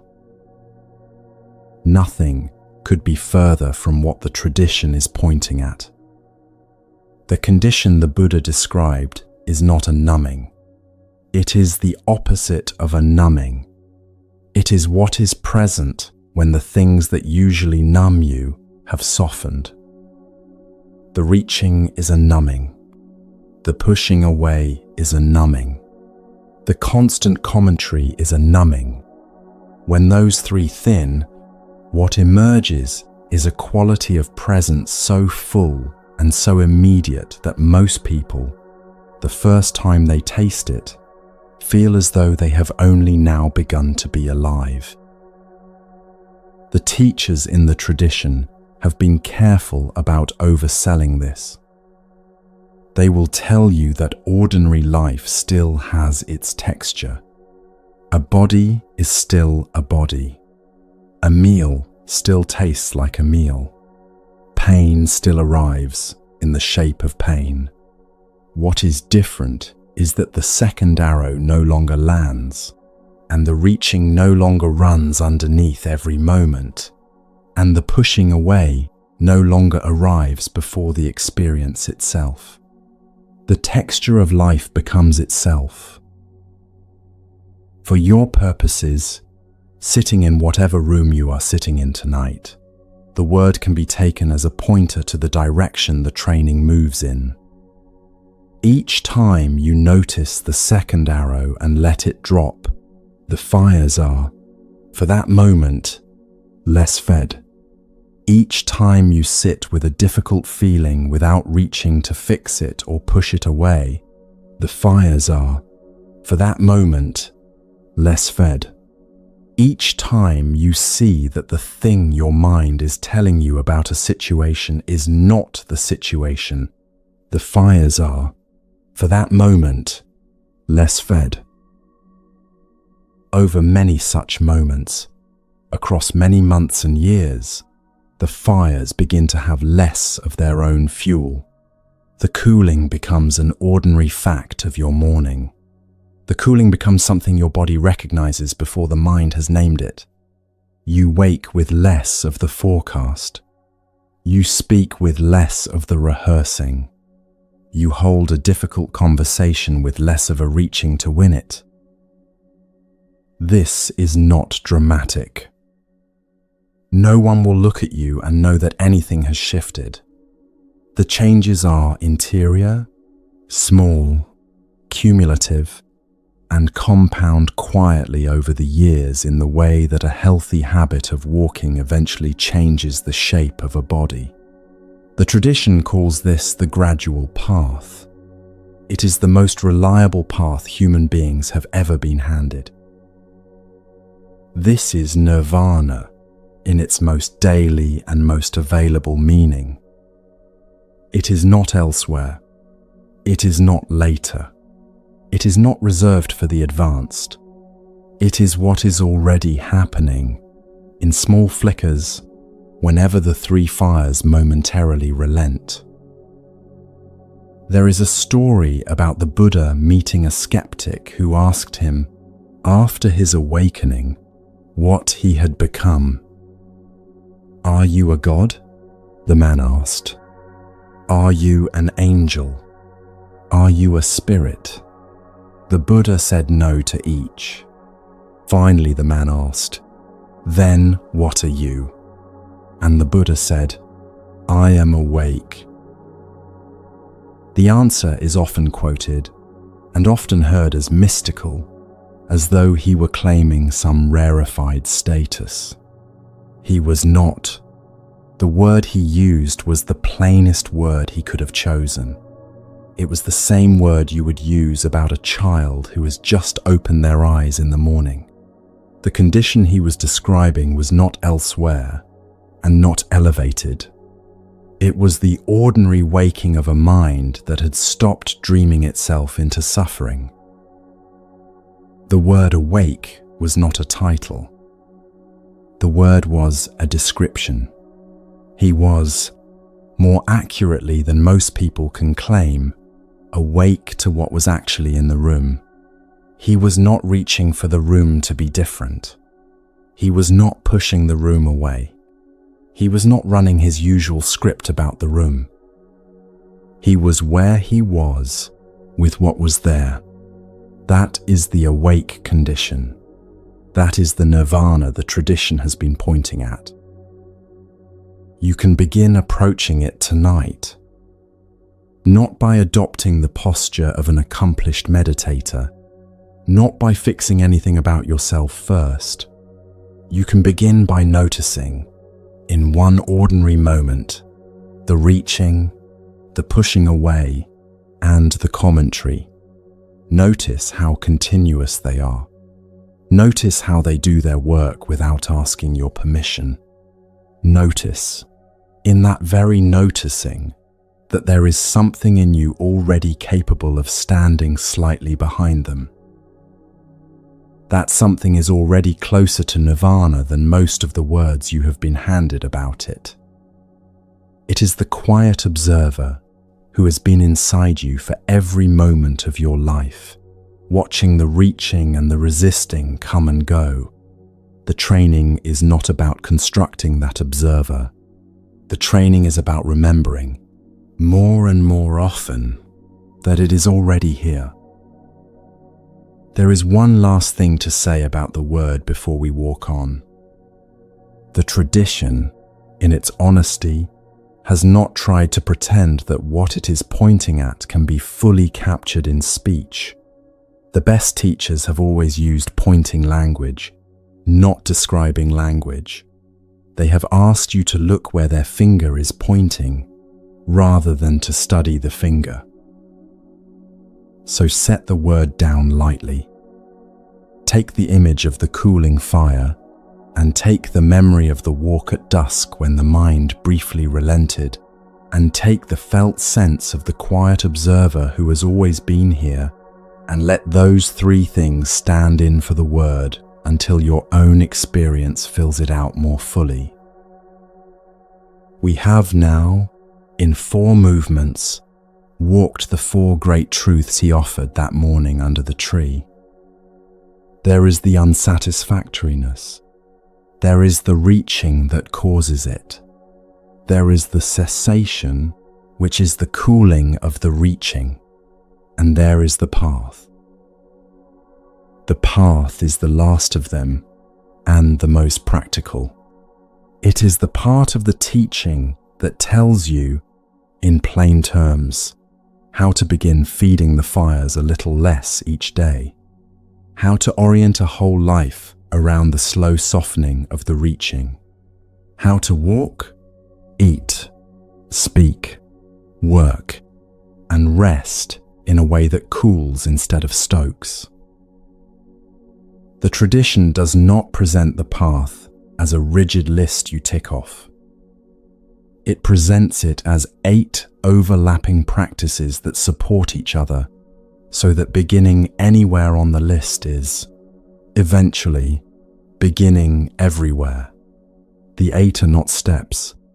They are facets of one orientation, a single clear way of being in the world, described from 8 different angles so that a listener entering from any direction can find a way in.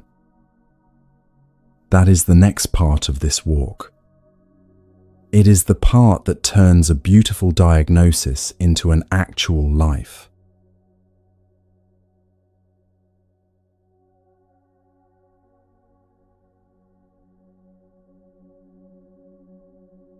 A path is not a staircase. A staircase presumes an order, a numbering, a failure state where if you miss step 3, step 4 is closed to you. A path is something else entirely. A path is a direction held in the whole body, and many different feet have walked many different rhythms along it, and the direction does not depend on any particular first step. The tradition calls what he offered the eightfold path. 8 is the number of its facets, not the number of its stages. A better image than a list is a wheel with 8 spokes, every spoke turning at the same time, every spoke making the same wheel. You can put your weight on any one of the spokes, and the wheel turns. You can start from where you are. This is the first piece of good news about the path. You will not be graded on whether you began with the right one. The one that calls to you on any given day is the one you should begin with. Tomorrow it may be a different one. Next year it may be the one you cannot imagine wanting today. The wheel carries you by being walked, and the walking is not fussy about where the first footfall lands. The 8 facets have names, and the names have been translated into English with varying grace over the years. Some translations use the word right in front of each, as in right view, right intention, right speech, right action, right livelihood, right effort, right mindfulness, and right concentration. The word right has caused trouble. It sounds moralistic. It sounds like a child being corrected. The original word means something closer to skillful, fitting, appropriate, aligned with what actually reduces suffering. Hear the 8 with that softer word in place of right, and the flavor of the path changes. Skillful view, skillful intention, skillful speech, skillful action, skillful livelihood, skillful effort, skillful mindfulness, skillful concentration. Nothing here is about being a good person in the way a school report measures goodness. Everything here is about what you will actually do in the hours of a day to stop feeding the 3 fires. Skillful view is the first facet, and it is the orientation the rest of the wheel turns inside.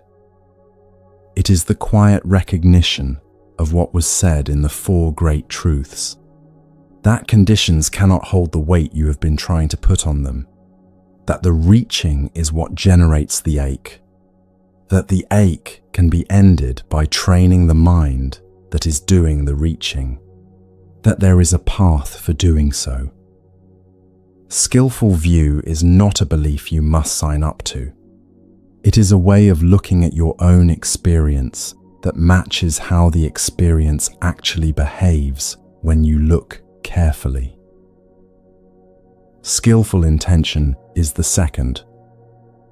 It is the direction of your deepest wanting, not the surface wants that come and go with the weather of your mood, but the quieter wanting underneath them, the wanting to harm less, the wanting to be kinder than the version of yourself that shows up when you are tired, the wanting to see clearly, the wanting to stop running the old programs.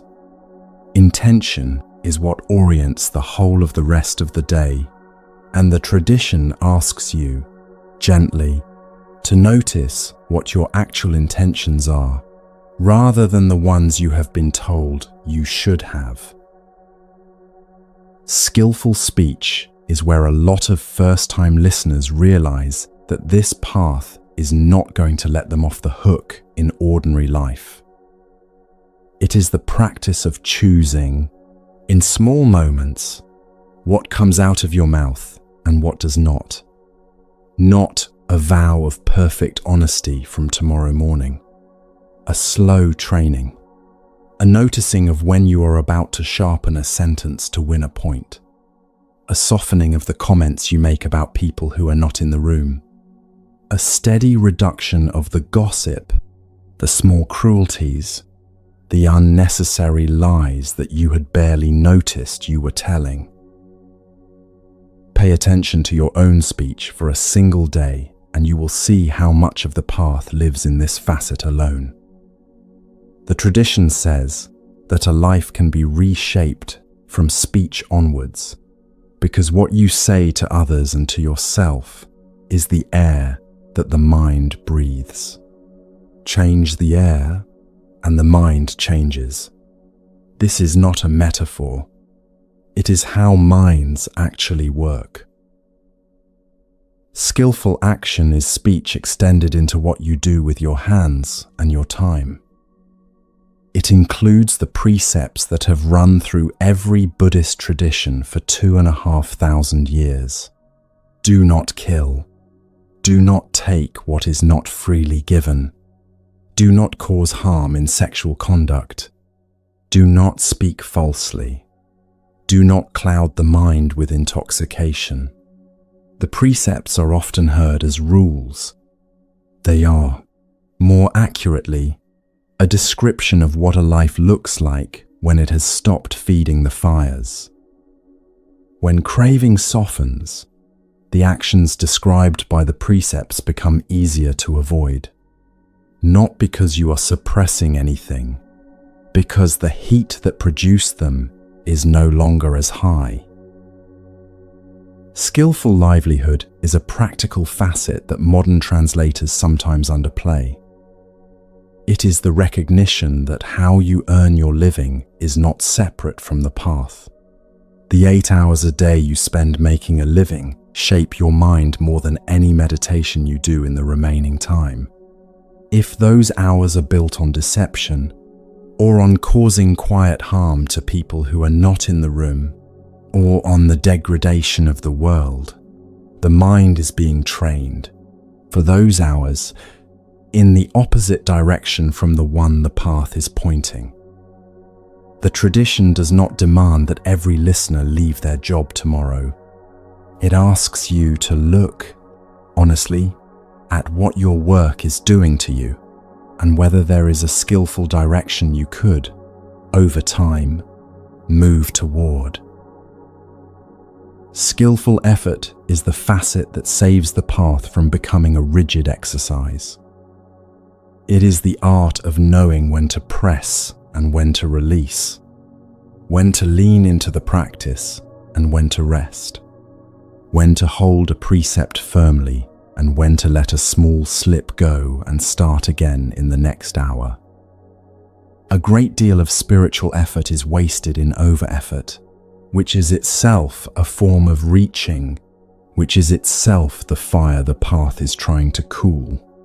Skillful effort is effort that does not stoke the thing it is trying to reduce.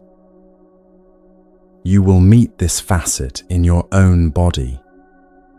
You will try too hard on a Wednesday and find by Thursday you have lost the whole thread. You will then try too little on the Friday and find by Sunday you have lost it in the other direction.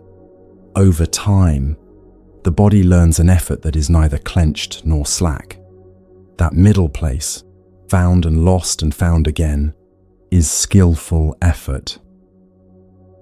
Skillful mindfulness is the facet most listeners think of when they hear the word Buddhism, because it has been carried into many modern wellness traditions. In its original form, it is both simpler and more demanding than the pared-down version. It is the ongoing practice of noticing what is actually happening in your experience, as it is happening, without the second arrow, without the forecast, without the rehearsal. The Buddha described it as the practice of being clearly aware of the body, of feelings, of the states of the mind, and of the processes that keep arising in the mind and passing away again. This is not a state you enter for 20 minutes on a cushion. It is a relationship to your own experience that can be practiced in any posture. While you are walking, while you are eating, while you are standing at a kettle waiting for water to boil, the posture matters less than the clarity of the noticing. The cushion matters less than whether, right now, you can feel your breath in your chest. Skillful concentration is the last facet and the most often misunderstood. It is not a mental athletics. It is not the ability to stare at a dot on a wall for 40 minutes without blinking. It is the gathered quality of a mind that has been steadied enough by the other 7 facets that it can rest on one thing at a time. The gathering is cumulative. It is the natural fruit of the other practices. When speech is less scattered, the mind is less scattered. When livelihood is less divided, the mind is less divided. When effort is not frantic, the mind can settle. Return to the image of the wheel. The 8 spokes are not separate. They hold each other up. Skillful speech supports skillful concentration because a mind full of things it should not have said cannot easily rest on its breath. Skillful view supports skillful intention because without seeing the way things actually behave, you cannot deeply want to align with how they behave. Every facet is a small support for every other facet. This is why the tradition says, begin anywhere, and you have begun everywhere. If you commit tonight to noticing one facet in your own life for a week, you will find that the others begin to shift on their own. Take mindfulness, and speech begins to clean itself up. Take speech, and concentration begins to deepen. Take view, and effort stops being frantic. The wheel turns together. Do not misunderstand this as ease. The path is not hard in the way that climbing a mountain is hard. It is hard in the way that unlearning something you have done for 30 years is hard. It is patient, slow, sometimes discouraging work, and it asks you to begin again many times. The tradition has always known this. The teaching is designed for a person who falls off the path, notices they have fallen off, and steps back onto it without making a drama of either the falling or the returning. There is a passage in the tradition that describes this patience beautifully. A student asked a teacher, "How long will it take for me to be awake?" The teacher said, "If you ask that question, a long time. If you stop asking and simply walk, a short time." The answer sounds like a riddle. It is not a riddle. It is a practical observation. The asking about how long is itself one of the fires. It is a form of reaching for the end of the path instead of walking it. The reaching keeps the fire burning. The walking lets it cool. What does walking look like for you? It looks like a single week in which you notice what your mind is actually doing. It looks like a single conversation in which you choose to soften a sentence you were about to sharpen. It looks like a single evening in which you sit with what is already here, rather than reaching for the next thing. It looks like a single afternoon in which you do the work in front of you, instead of composing an imaginary version of a future afternoon. It looks like a morning in which you drink your tea slowly, and taste it, and do not reach for your phone in the first 3 minutes of being awake. It looks like a small honesty in a moment when a small untruth would have been easier. It looks like the choice, on an ordinary Tuesday, not to say the cutting thing you could have said. Nothing on that list is dramatic.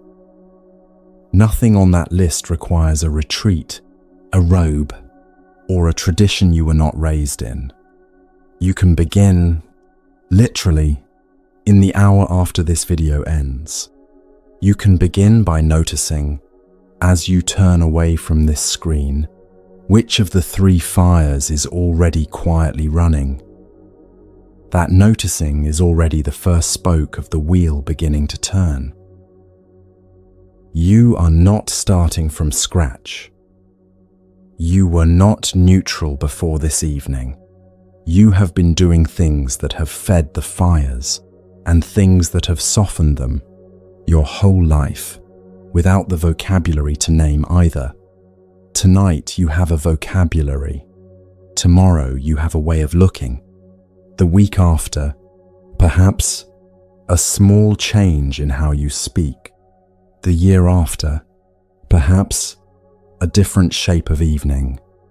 The decade after, perhaps a life that has been quietly and deeply rearranged by the slow turning of a wheel you did not always notice was turning. There is still one more thing to hold carefully before the path makes full sense. The whole machinery of the wheel depends on something we have not yet looked at directly. It depends on what you intend. It depends on the small flicker of volition behind every action, every word, every choice of where to put your attention. The tradition has a precise word for that flicker and a precise teaching about what it does across a life. That teaching has been badly translated in the modern West and badly understood as a grand accounting system. In its original form, it is something far closer, far quieter, and far more useful.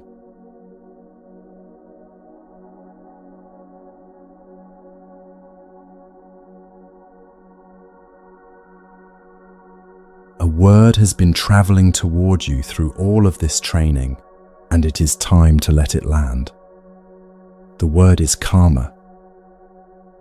Almost everything you have been told about karma is a little bit off, and some of it is off in ways that have been harmful to the people who believed it. The word has been made into an accounting system in the modern mind, a ledger in the sky tracking your deeds, a great court in the sky that rewards the good and punishes the bad, a reason that children get sick and good people lose their jobs. The tradition does not teach that. The tradition never taught that. What it taught is at once simpler and far more rigorous, and it begins with a single sentence the Buddha gave in a text called the Nibbedika Sutta. The sentence is this: "It is intention," he said, "that I call karma."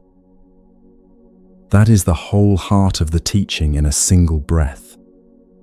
Karma is not what happens to you. Karma is not the event. Karma is not the accident, the illness, the loss, the stroke of luck. Karma is the flicker of volition inside you that produces the actions you take. The small movement of the heart that says yes, or no, or reach, or speak, or stay silent. The tradition has a precise word for that flicker. It is called cetana, and it means intention, volition, the inward leaning toward an act that comes a fraction of a second before the act itself. This changes everything you thought karma was. It is not about the sky rewarding or punishing you. It is about what you are doing 1,000 times a day to the mind you will have tomorrow. Consider what the tradition is actually claiming here. Every time you form an intention and act on it, you leave a small residue inside yourself. The residue is the faint deepening of the groove that produced the intention. Do something cruel, and the groove for cruelty is a little easier to fall into next time. Do something kind, and the groove for kindness is a little easier to fall into next time. Over years, over decades, these grooves become the shape of the mind. What you have been practicing, moment by moment, has been slowly becoming what you are. This is why the tradition says, with great care, that you become what you intend. Not what you think, not what you say you believe, what you actually lean toward 1,000 times in the ordinary hours of an ordinary life. Sit for a moment with how ordinary the evidence is. The person in your life who has become warm over the years did not take a course in warmth. They practiced it in small moments for a long time. The person who has become bitter did not decide one day to be bitter. They practiced bitterness in small moments for a long time. Neither of them was aware, probably, that practicing was what they were doing. But a mind cannot lean in a direction 100,000 times without becoming that leaning. This is the real teaching of karma. You are, right now, being made by the intentions you are forming. The comment you almost made but did not. The moment of patience you chose when you were tired. The small dishonesty you let slide in yourself because no one saw it. The kindness you performed when there was no one watching. These are not separate from who you are becoming. They are the mechanism by which you are becoming. The Buddha gave a long piece of advice on this to his own son, Rahula, in a text preserved in the middle-length discourses. He was speaking to a child, so he used the plainest possible language. Before you act, he said, Look at what you are about to do and ask whether it will harm yourself or harm another or harm both. While you act, look at what you are doing and ask the same question. After you have acted, look at what you have done and ask the same question. If the answer is harm, step away from the action and do differently next time. If the answer is no harm, continue. There is no metaphysics in that instruction. There is no ledger in the sky. There is a person, a moment, an intention, an action, and a quiet asking of a question. The tradition is training you to examine the small volitions of your own day, because those are what you can change. Notice what the tradition is not asking. It is not asking you to be perfectly good. It is not asking you to never form a cruel intention again. It is asking you to look at the intentions that arise, to see them clearly, and to notice which ones produce harm. The seeing, over time, is what changes the grooves. You do not have to force yourself into goodness. You have to keep looking at what you are actually doing, and a surprising amount of the rest takes care of itself. This brings us back to why the modern reading of karma has been so quietly damaging. If you believe that karma is a great accounting system in the sky, then when something terrible happens to you, you will search for what you did to deserve it. This is a wound the tradition never wanted to inflict. A child who dies of a disease did not deserve that disease. A man who loses his job in a recession is not being punished from above for a hidden sin. These framings belong to a garbled version of the teaching that has drifted a long way from what was actually taught. What the tradition actually teaches is gentler and more useful and more demanding. It teaches that the things that happen to you come from many causes, most of them not yours. The weather of a day, the state of the economy, the decisions of people you have never met, the body you were born into, the country, the century, the luck. What is yours is the small strand of intention that runs through the events. What you do with the luck, what you do with the weather, how you form an intention in response to what arrives. That strand is small, but it is the one thread in the whole tapestry that actually belongs to you.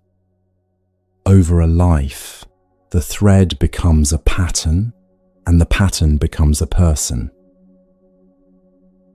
You are, right now, being shaped by the 1,000 small volitions you have formed this week.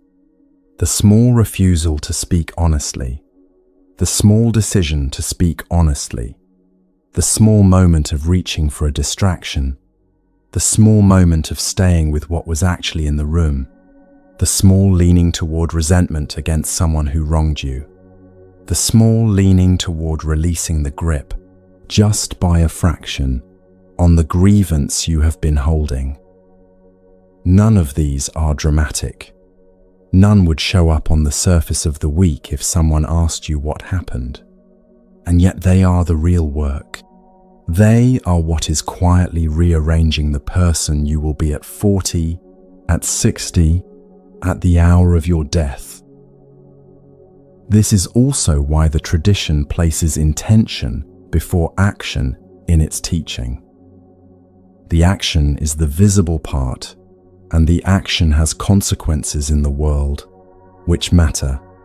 But the inner work is happening a fraction of a second before the action. In the flicker, in the cetana, that is where the mind is being made. The action is the footprint. The intention is the foot.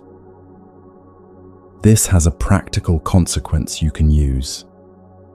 If you want to change the person you are becoming, the tradition does not ask you to change your biography, or your circumstances, or the people around you.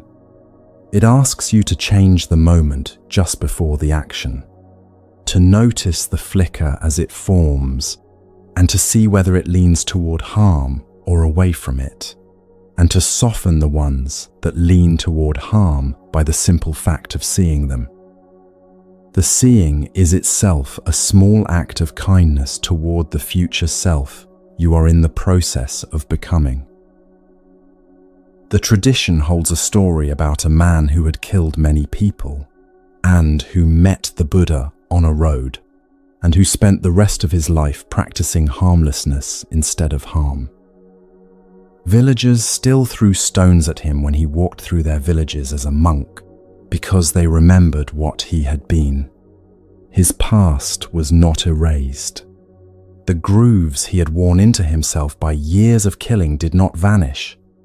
What changed was the direction of every new intention he formed from that moment forward. By the end of his life, he was, by every description, a different person than the one who had walked into the forest. You are, of course, not that man. What you are trying to rewrite is smaller and quieter. A tendency to overreact when you are tired. A habit of speaking a little too sharply to the people closest to you.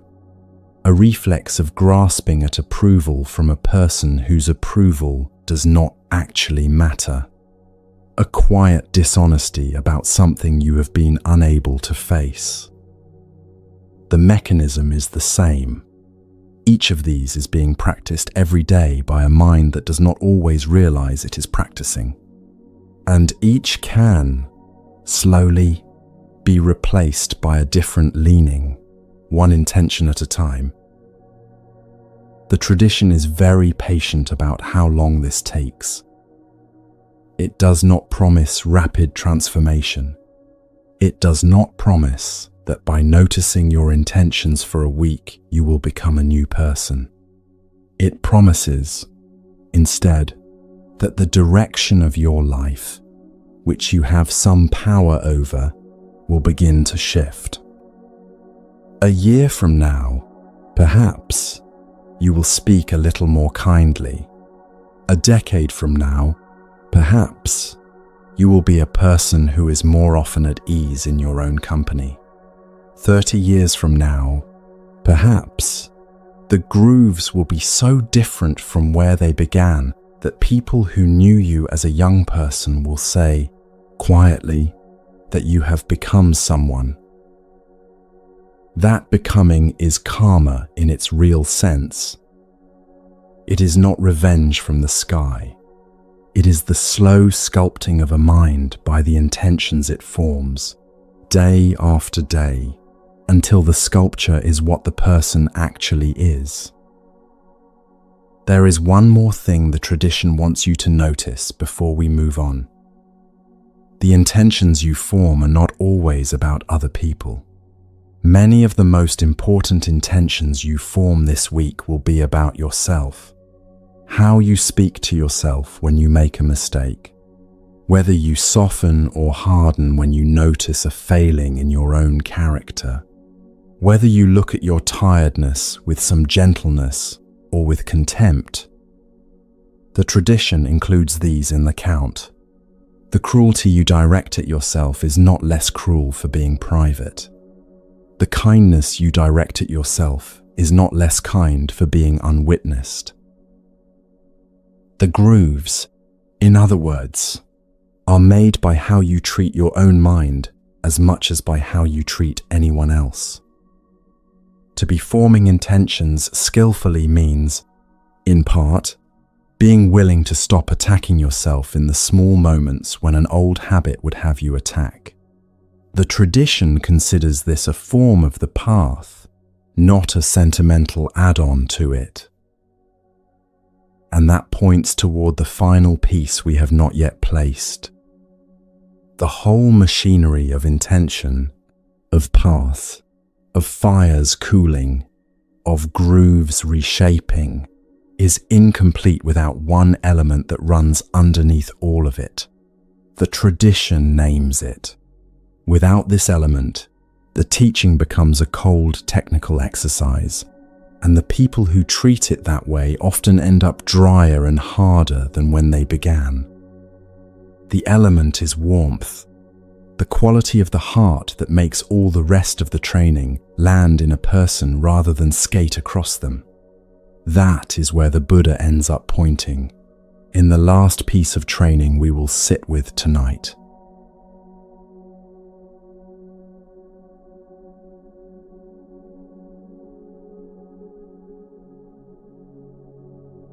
The word is warmth. It is a small word for something the tradition treats as one of the central pillars of the whole training. Without it, every teaching you have heard tonight becomes something cold, a diagnosis without a hand on the shoulder, a set of instructions without a person giving them, a technically correct map of the mind held by someone who has stopped being able to feel their own heart beating. The tradition has seen this danger for 2,500 years. It has seen what happens when people take the analytical teachings and turn them into a kind of emotional armor. They sit very still. They speak in measured sentences. They observe their experience with a clinical detachment that feels, from the outside, like a corpse learning to breathe. They have become, in the tradition's own description, an empty house with very clean rooms. That is not the goal. The goal is a heart that sees clearly and still stays open. A mind that understands how things arise and pass, and does not use that understanding to stand apart from the people it lives with. A person who can look at impermanence without becoming hard about it.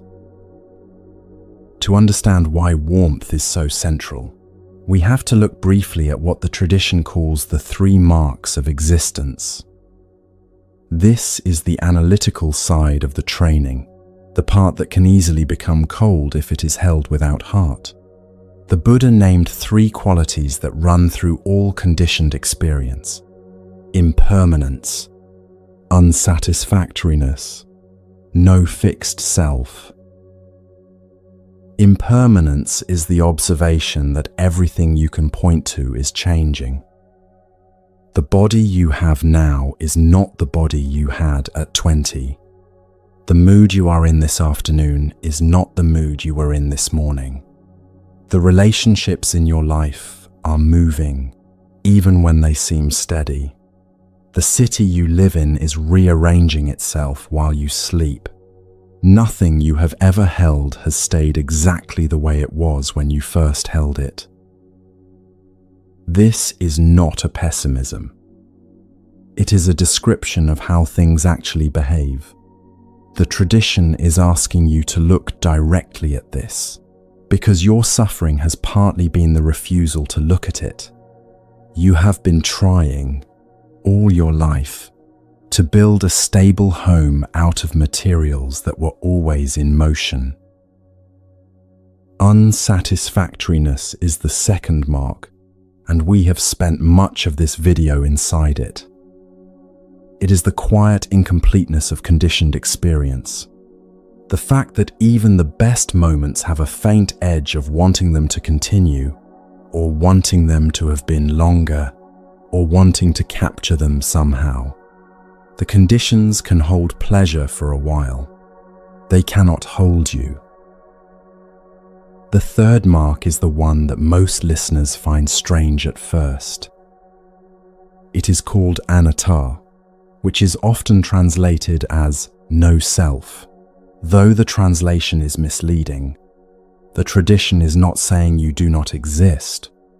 It is saying that the solid, unchanging thing you think of as yourself is not actually there when you look for it. try looking. Right now, if you search for the self that is listening, what do you find? You find a body. You find sensations. You find thoughts arising and passing. You find a name you have been using. You find a set of memories. You find a running commentary that calls itself I. What you do not find is a single fixed thing behind all of these that is the owner of the experience. There is experience. There is no one, in the way you had assumed, standing behind the experience and having it. This is one of the most demanding teachings in the tradition, and the least safe one to leave in the hands of a cold mind. A person who absorbs the teaching of no self without warmth can walk around telling themselves that other people are not really people, that suffering does not really matter, that nothing they do has any weight. The tradition has seen this distortion many times. It has a name for it. Spiritual bypass dressed up in ancient language. The teaching of no self, held with warmth, is something entirely different. It is the recognition that the rigid self you have been defending was never as solid as you thought, and that the softening of that rigidity opens a space in which other people can matter more, not less. When the fortress dissolves, the world gets closer. The person across from you is no longer an object on the other side of a wall. They are another arising of the same kind of experience you are having, and their pain is recognizable to you as your own. That recognition is warmth. The tradition has a specific training for this quality of heart, and it is one of the most beautiful things it gave us. It is called metta, a word usually translated as loving kindness, though the translation is a little soft. Metta is closer to a steady, adult wish for the well-being of beings, including yourself, held without expectation of return. There is a short discourse called the Karaniya Metta Sutta in which the Buddha gives instructions for this training. The language is plain. May all beings be at ease. Whatever living beings there are, whether frail or strong, long or great, medium, short, small or large, seen or unseen, those who are near and those who are far, those who are born and those who are yet to be born, may all beings be at ease. Hear that list slowly. The Buddha is asking you to hold a warmth that is not discriminating, not only the people you find easy, not only the ones who love you back, not only the ones in your own country or your own generation, the frail and the strong, the unseen, the ones yet to be born. The list is long on purpose. It is training the heart to keep opening where it would naturally contract. You may be feeling, at this point, that this is beyond you, that you cannot honestly wish well-being on every living thing, that there are people in your life for whom you do not feel anything like warmth. The tradition is not asking you to manufacture a feeling you do not have. It is asking you to begin in one small place and to extend slowly over years. The practice often begins with yourself. This is where many listeners find the first resistance. The phrase is straightforward. May I be well. May I be at ease. May I be free from suffering. And many people, hearing those phrases, find that something tightens in the chest. They do not, in any deep part of themselves, wish themselves well. They have been attacking their own minds for so long that kindness in that direction feels foreign. This is precisely why the tradition starts there. You cannot extend a warmth you have not practiced having for yourself. The warmth you direct outward is, in large part, the warmth you have built toward your own mind.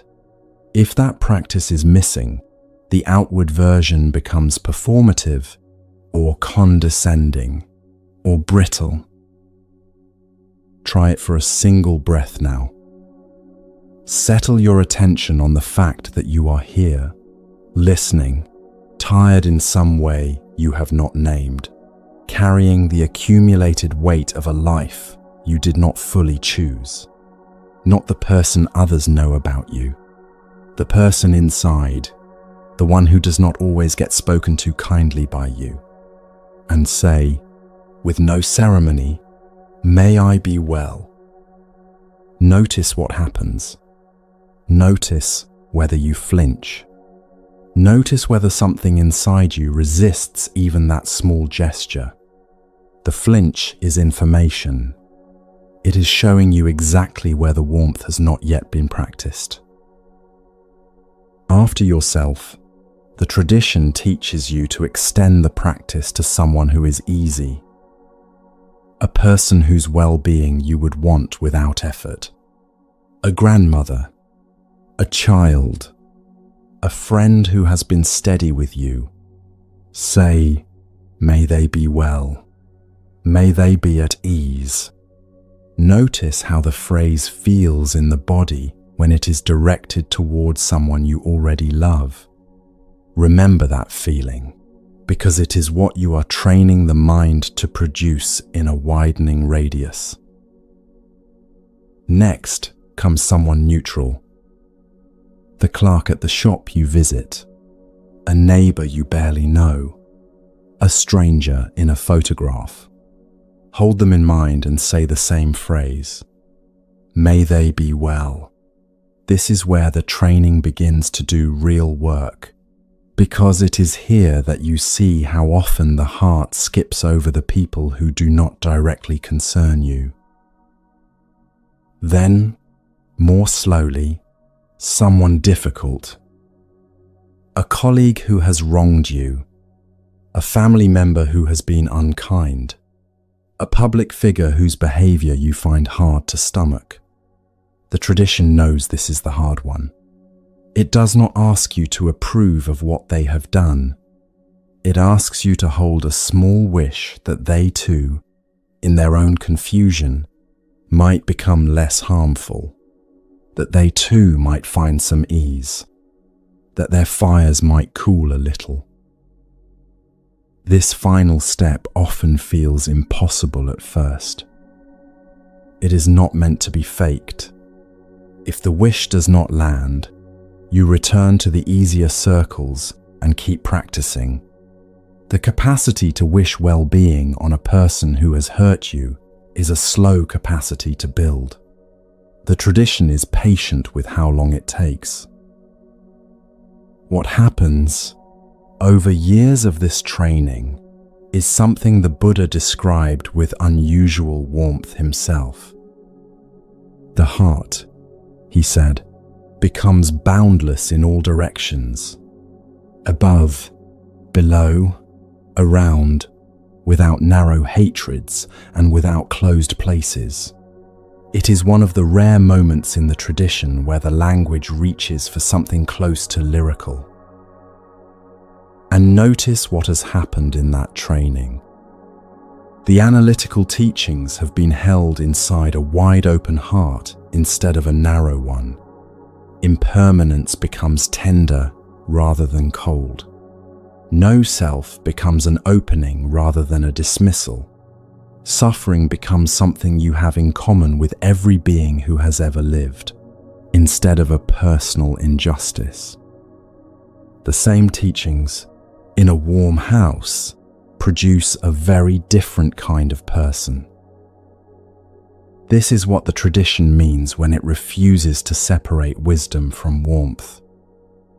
A person trained only in seeing becomes sharp, perhaps, and clever, perhaps, and has very little to offer the people around them. A person trained only in warmth becomes well-meaning but unable to see what is actually happening, and their kindness misfires into sentimentality. The tradition has always asked for both. Two wings of a bird, either one alone and the bird circles on the ground. You have been walking with both wings tonight. The wisdom wing is everything you have heard about dukkha and thirst, and the two arrows, and nirvana, and the path, and intention. The warmth wing is the one we have just been holding. The quiet wish that beings, including yourself, become a little less burdened in the time they have. Neither wing will carry you alone. Together they make a different kind of life possible. Not a perfect life, not the end of all difficulty. A life in which the difficulty is met by a person whose heart has stayed open and whose eyes are clear. There is one more breath of teaching we will take before we stop. It is not a new doctrine. It is the gentle landing the Buddha left us with for the long hours of an ordinary life, when all the elaborate teaching has been set down and only the person and the breath and the day remain.